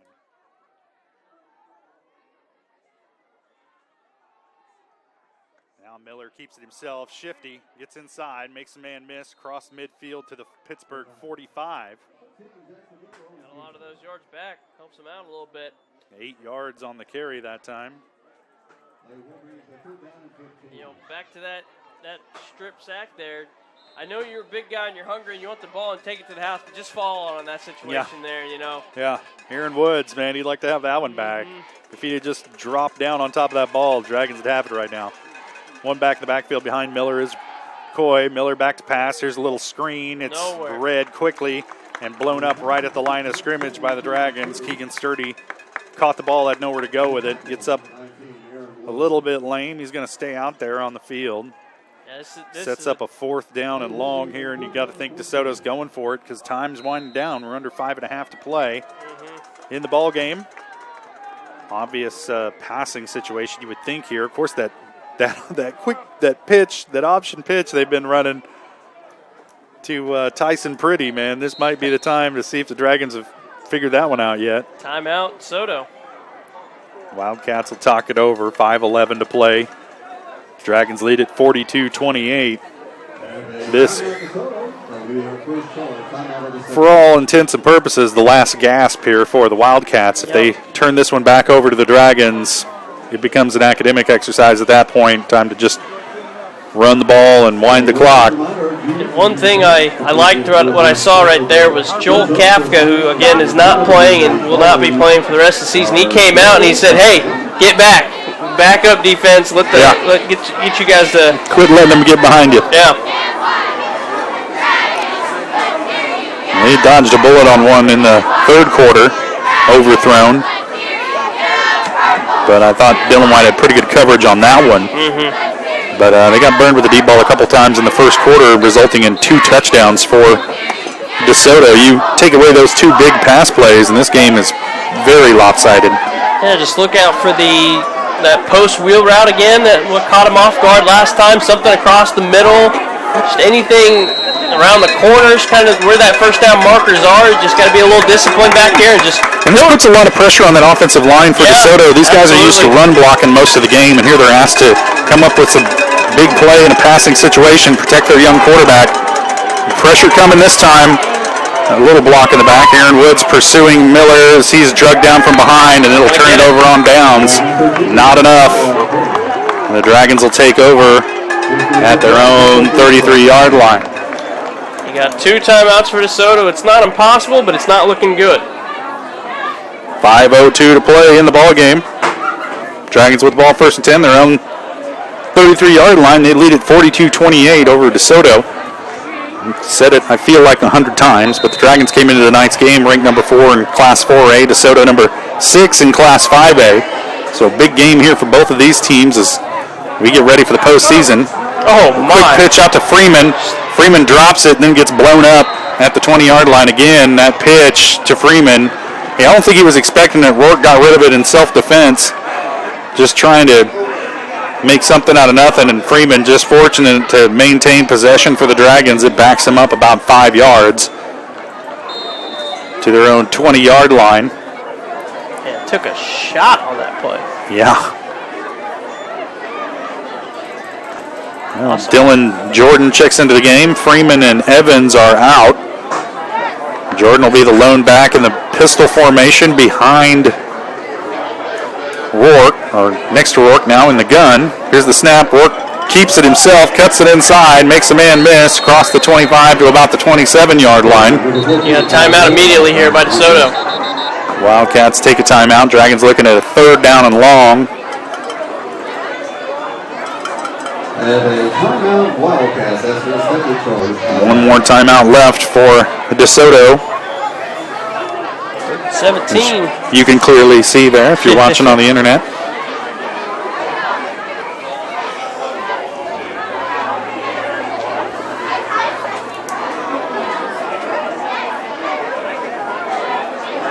About a 6-yard gain on that last play for Rourke.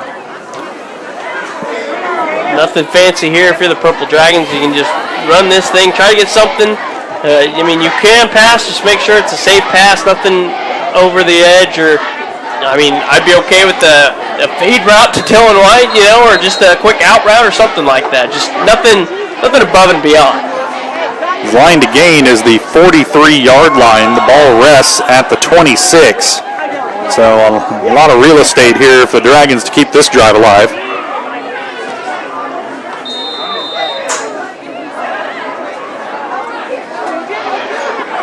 As the Dragons try to improve to 7-1 on the season here, if they can keep this drive alive and hold DeSoto off here for a little bit more than 4 minutes. Dylan Jordan with the ball. Uh-oh, look out! Across the 35, across the 40, 45, 50, 45, 40, 35. He's gone. 10-5 touchdown, Dylan Jordan. And the Dragons push that lead 48-28. And this one's your dagger. That's it. The nice nail in the coffin here for the Wildcats. The Dragons look to improve to 7-1 on the season. DeSoto will fall to 6-2. Tough loss here on the road for the Wildcats. Their only other loss of the season was to Baser Linwood, the top-ranked team, I believe, in Kansas Class 4A. Yeah. So, kind of gives you an idea where the Purple Dragons stand here. This is Bressler on to attempt the point after. Here's the snap. The hold is down. The kick is up. And it's good. Dragons lead it 49-28. 4 minutes straight up left to play in the ball game. We'll step away for 30 seconds and we'll be back. You're listening to Purple Dragon Football on ESPN 100.7, streaming live on ESPN1007.com.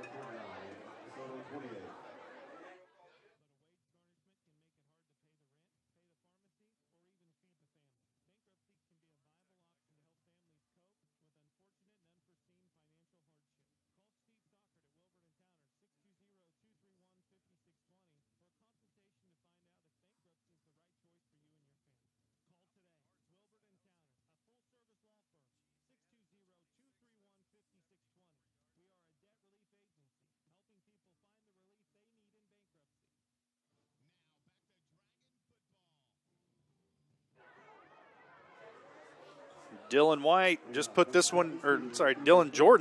this one to bed with a 74-yard touchdown run to give the Dragons a 49-28 lead.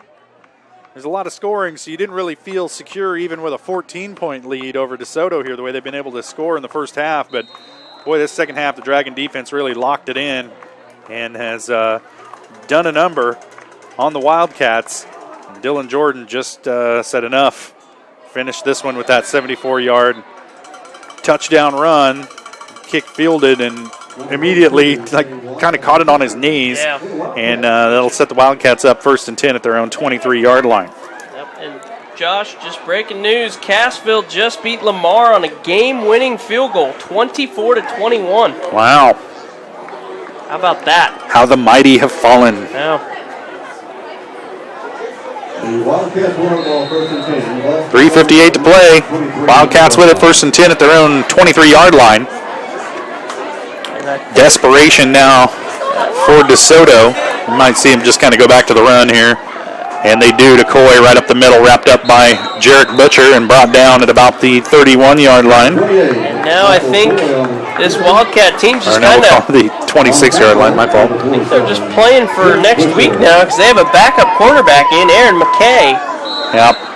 But we saw Miller kind of come up a little lame after that strip sack by Dylan Jordan, and then he took another hit, and so probably just the wise decision to keep him off the field.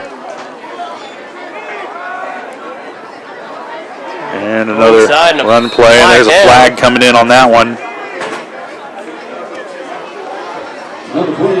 The tackle is made out at about the 32-yard line. We'll see what the call is. Face mask? Yep, you betcha. Sorry, I didn't even see the white hat. He's way over here at the 20-yard line. Well. That one's hard for us to see overall. I don't know. That's the 5th penalty on the Dragons tonight. The 2nd face mask penalty. The 3rd unsportsmanlike conduct penalty on the Dragons. So they're actually below their average. Yeah. Now back to pass. Throwing it deep over the middle. Tipped and incomplete. Hikus back there in coverage. And the pass intended for Hayden Henderson, 6'3". So Hikus giving up about, 8 inches there in height. But able to provide good enough coverage to break that one up. Well, a couple things there, because Keegan Sturdy was behind all of that chaos, wide open. So I don't know if McKay just didn't see him or if he just went with the first guy he saw. Things happen fast out there. Yeah. McKay up under center. 2nd down and 10 at the DeSoto 46-yard line. First man through. Coy gets it. Drug down at the 46 of the Dragons. Number 28, Griffin Cooler on the carry on tackle. Number 3rd and 3, what it looks like. 3rd and 2. 3rd down and 2. This is a very important, much-needed win for this Purple Dragon team to end the regular season here, Josh. Yeah, you didn't feel like that win over Olathe East on the road really made up for the way they lost against Mill Valley, and this one kind of rights the ship here before postseason. A good solid game tonight here by the Dragons. This pass to the outside. Brenniger there to make the tackle for the Dragons. Pass caught by Hayden Henderson. Will be a first down. And it gets out of bounds, stops the clock. 1st and 10 for the Wildcats from the Dragon 41. They're going to keep it going. Oh, they're going to wind it. Stopped it while they moved the chains. Now we're rolling again. Under 2:20 left to play in the ball game.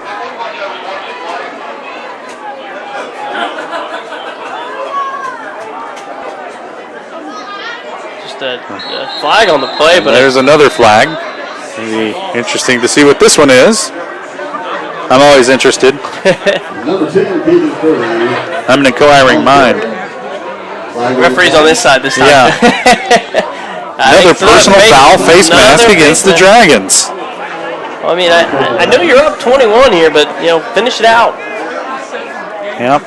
So the two biggest plays of this drive have been face mask penalties against the Dragons. They're going to wind the clock, though. Now getting around 2 minutes left to play.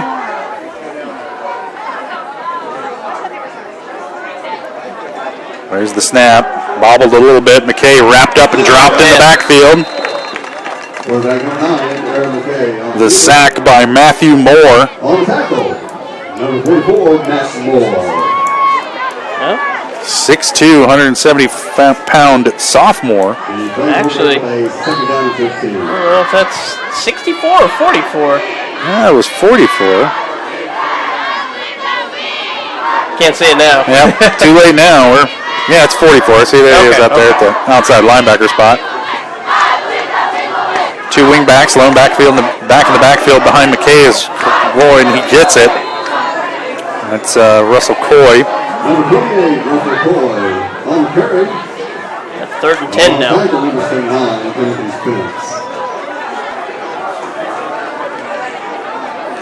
Minute and counting. Brenniger will come off for the Dragons. Hikus in there. Dylan White, the other cornerback on the other side. McKay back to pass, rolling out. There's some holding, not called. Pass over the top is caught at the 4-yard line. We've seen that before. And we have a Dragon player down after the play. And when you allow the offensive lineman to tackle the defensive lineman, people are going to get hurt. So 45 seconds here. Yeah, my time is they had a player go down. Ethan Whitett came out of the ball game a little bit gimpy. Caleb Red checks into the ball game. Red, the 5'8" sophomore, 225 pounds. Will continue to go. What do you think? Coy gets this one? Yep, here we go. Hand off to Coy. Cuts inside. He's in there for the touchdown. Make it look closer than what it was. Well, that's your window dressing touchdown. 35 seconds left to play. Dragons lead at 49-34. After the 3-yard touchdown carry by Coy. Number 6, Eli Grass, attempting the extra point.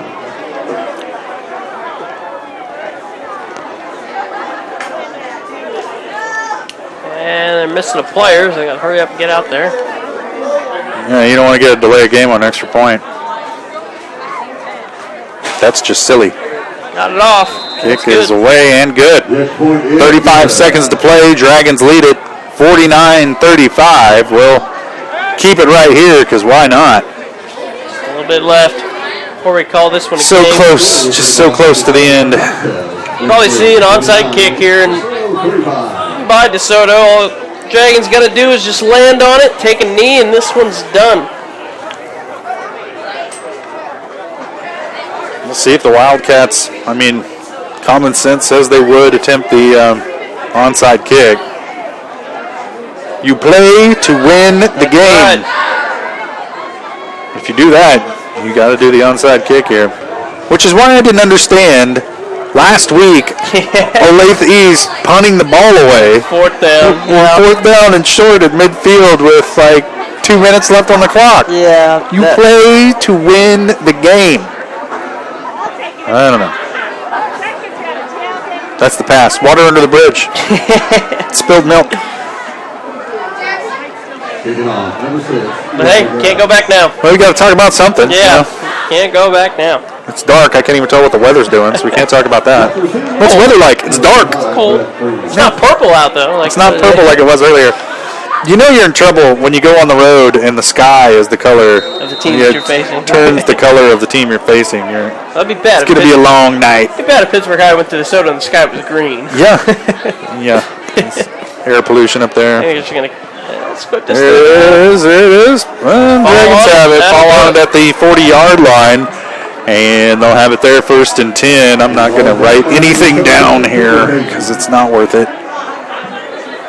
Started to look at my stat sheet. It's like the chicken scratch of a madman. Well, I mean, we normally quit at halftime, Yeah. so we've improved from the past couple weeks. This is like something the Unabomber would do. Not that I'm admitting to anything.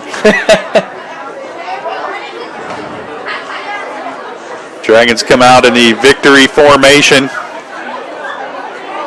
Rourke under center. There's the snap and the kneel down. That'll do it. And now we've got to run one more play. Nope, play clock hasn't gone yet. Nope. There you go. They're good. And that's your ball game, ladies and gentlemen. Purple Dragons come out with a big win here tonight over the DeSoto Wildcats. They win it 49-35.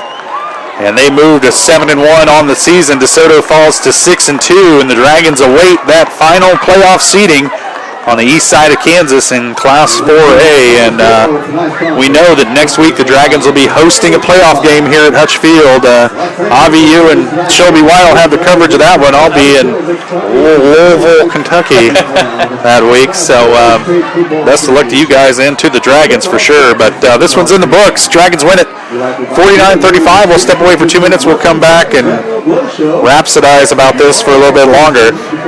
You're listening to Purple Dragon Football on ESPN 100.7 and streaming live on ESPN1007.com. Checking account options? The Kansas Teachers Community Credit Union makes your choice simple. We only have one option. Our checking account has no monthly fees, and if you maintain a $2,000 minimum balance, we'll pay you interest. Get the Credit Union Advantage at 416 North Broadway or call 620-231-5719 for more information. Deposits are federally insured by NCUA up to $250,000. Bittner Motors is proud to announce that it's now Pittsburgh's dealer for the Hustler line of zero-turn lawnmowers. Hustler's manufactured its trademark yellow mowers for over 50 years, each mower being distributed right here in Kansas. Hustler combines the innovative American spirit with a do-it-right work ethic to produce the best line of zero-turn mowers on the market.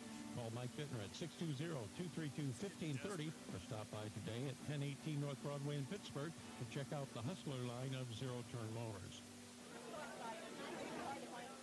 What's the buzz around Community National Bank and Trust?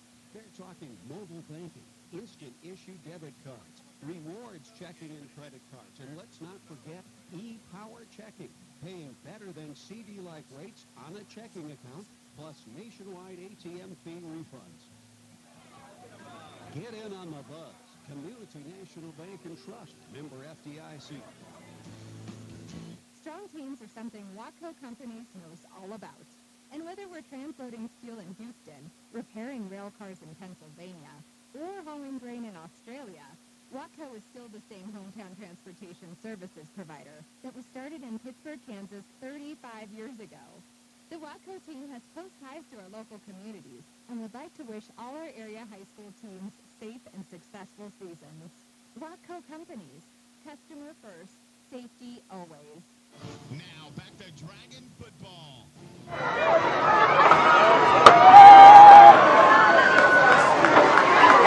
Welcome back to Hutch Field. What a game here tonight. The Purple Dragons come out on top of the DeSoto Wildcats.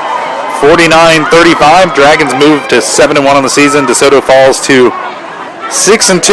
And Avi, you got to think that a quality win like this over a 5A opponent like DeSoto might help the Purple Dragons, depending upon what happens with the teams above them. But to finish the season with just one loss, and that loss to a stout 5A Mill Valley squad, the Dragons looking pretty good here heading into the postseason. Yeah, and I think the most important thing that I think Coach Nicholson will probably bring up as well is all 4 quarters were won by the Purple Dragons tonight. They played a great game every single quarter, and they played it hard every single time. And so you got to give them credit for that, for winning the game, and it was a hard-fought game in general. I mean, I thought this was a pretty good matchup all across the board. It was going to be a close one to the end, and then all of a sudden, PHS really kicked it up a notch, and that's how they were in this one. And I think the real difference is the way they stepped up their defensive intensity in the second half. Coming out, we knew they had a 7-point lead coming out of the half. DeSoto got the ball, and their offense looked pretty unstoppable in the first half. And the Dragon defense comes out, gets that stop on that first drive. It kind of set the tone for the second half. And they didn't give up a touchdown until this game was already decided late in the fourth quarter. And you really take your hat off to that defensive squad. They brought the pressure, forced some fumbles, got some turnovers when they needed them, including down there by the goal line, that big interception by Dylan Jordan, dropping back into coverage. And then, of course, the big touchdown run by Dylan Jordan. He kind of put his stamp on the fourth quarter of this ball game. And the Dragons able to come away with the 14-point win tonight over a quality Class 5A opponent in DeSoto. And, you know, you're DeSoto, you got nothing to hang your head about. Absolutely. They played a really good game here tonight. They just, things didn't go their way necessarily real early. And then that critical turnover down here deep in Purple Dragon territory kind of was the game changer, I thought, here tonight. But the defensive intensity in the second half, much better for the Dragons. Offensively, they came to play the entire game. That was something good to see. Offense didn't take any quarters off, and the Dragons come out here tonight, put up 49 points on a good opponent, and come away with a big win. And so we'll wait and see who their opponent will be next week, but we know where it'll be. It'll be right here at Hutchison Field next Friday night, as the Dragons will host the first round of the Class 4A playoffs here on the eastern half of Kansas. East side. Yep. All right. And Coach Nick down there celebrating the win with his squad here on senior night. What was the number? 20-some seniors this year? 21 seniors. 21 seniors this year for the Purple Dragons. So a big win here tonight on senior night. A lot of those guys happy, and didn't seem like any big injuries tonight for the Dragons. So we'll wait and see what Trenton Austin's wrist is looking like. But we did see an injury to Bentley Beckout, and then we'll wait and see what that turns out being. But the way he's holding his shoulder and the way those pads came off and the way he was signaling to the training staff looks like a collarbone, and that'll probably do it for him for the season. Those things don't heal real well, and when they're healing, you can't really play on them or do anything with it. It's not like something you can play through. So unfortunate injury for that young man here tonight, but a big win for the Purple Dragons, and they look forward to the postseason. We'll step away for 2 minutes. We'll come back and stick a fork in this one here from Hutchison Field in Pittsburg, Kansas. The Dragons come out on top tonight, 49-35 over the DeSoto Wildcats. We'll step away for 2 minutes. We'll be back. You're listening to Purple Dragon Football on ESPN 100.7 and streaming live on ESPN 1007.com.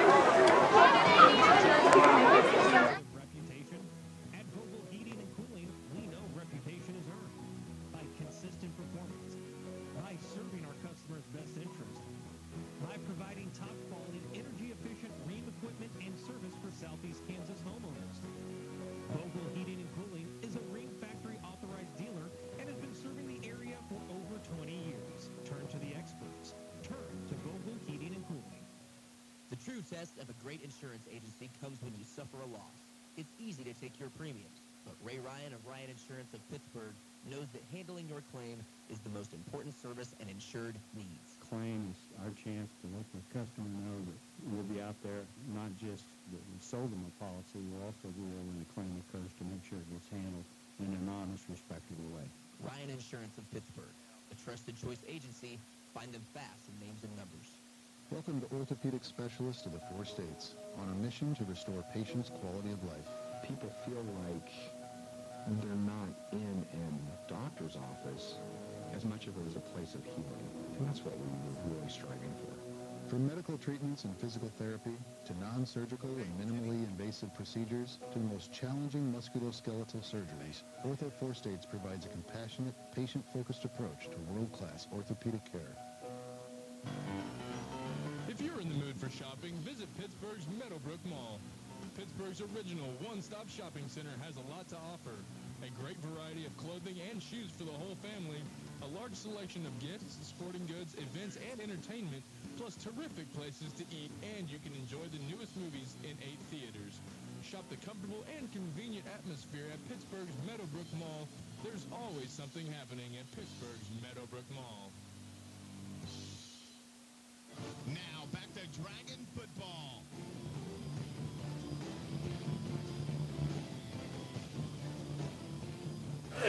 Welcome back to Hutchison Field, downtown Pittsburgh, Kansas. The Pittsburgh High School Marching Dragons getting ready to do their lights out performance.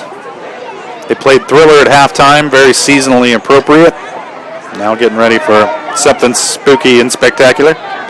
We're joined right now by head coach Tom Nicholson. And Coach, got to be pretty pleased with the effort your squad put out here tonight against a really good 5A opponent in DeSoto coming in.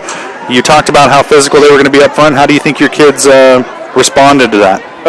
Second half, I thought defense played very well. First half, that was not typical of how our defense has played all year.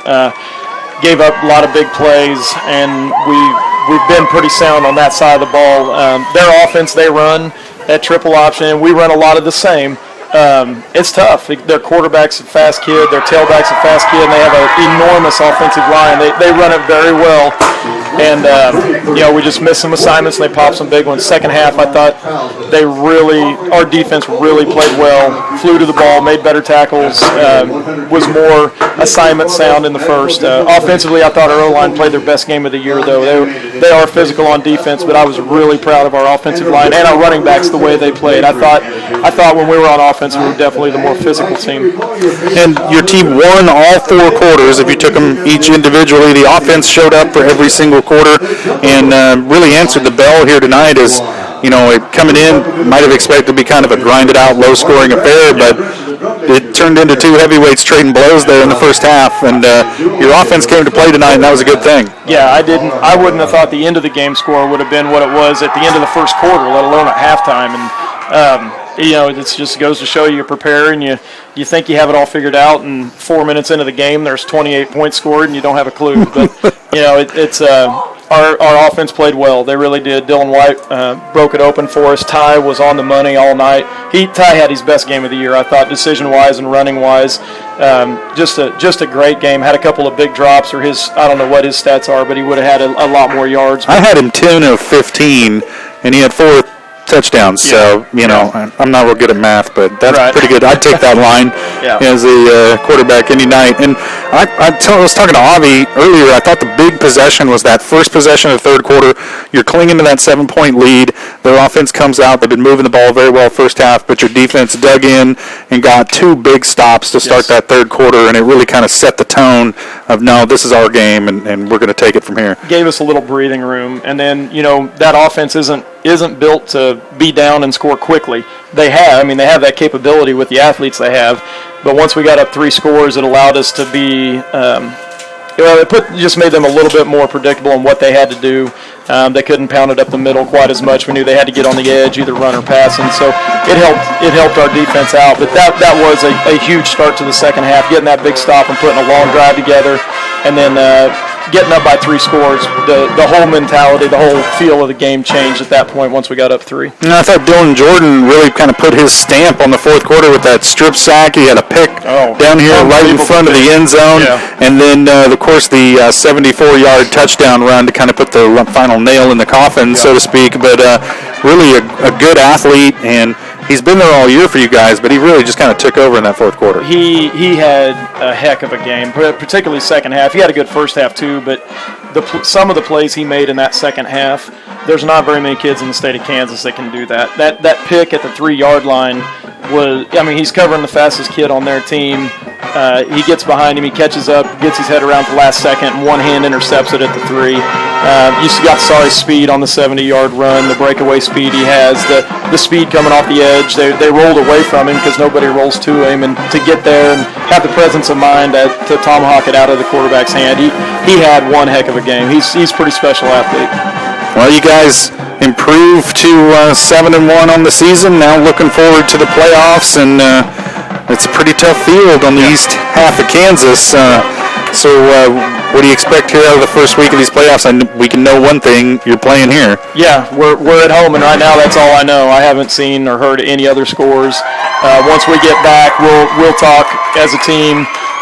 We'll start shower, all that stuff, and while we do that, all the coaches will get on their computers and we'll start trying to figure out who we're gonna match up against, and start on film and get ready for it tomorrow. The second season begins tonight. Well, Coach, congratulations on a really successful regular season. I don't think many prognosticators out there saw the Purple Dragons finishing the season at 7-1 and having some of the wins that you guys have had. So you got to be pleased with your squad, but got to keep them focused, I guess, for next week and the on down in the playoff run. But a good win tonight, and congratulations to you. It's a testament to, it was senior night here tonight, and the 7-1. You're right. Nobody really pegged us to go 7-1, but that's a testament to this senior crew. They've done a great job leading us all year, and we've got 4 of them that are out for the year, but they still come to practice and they're still leaders.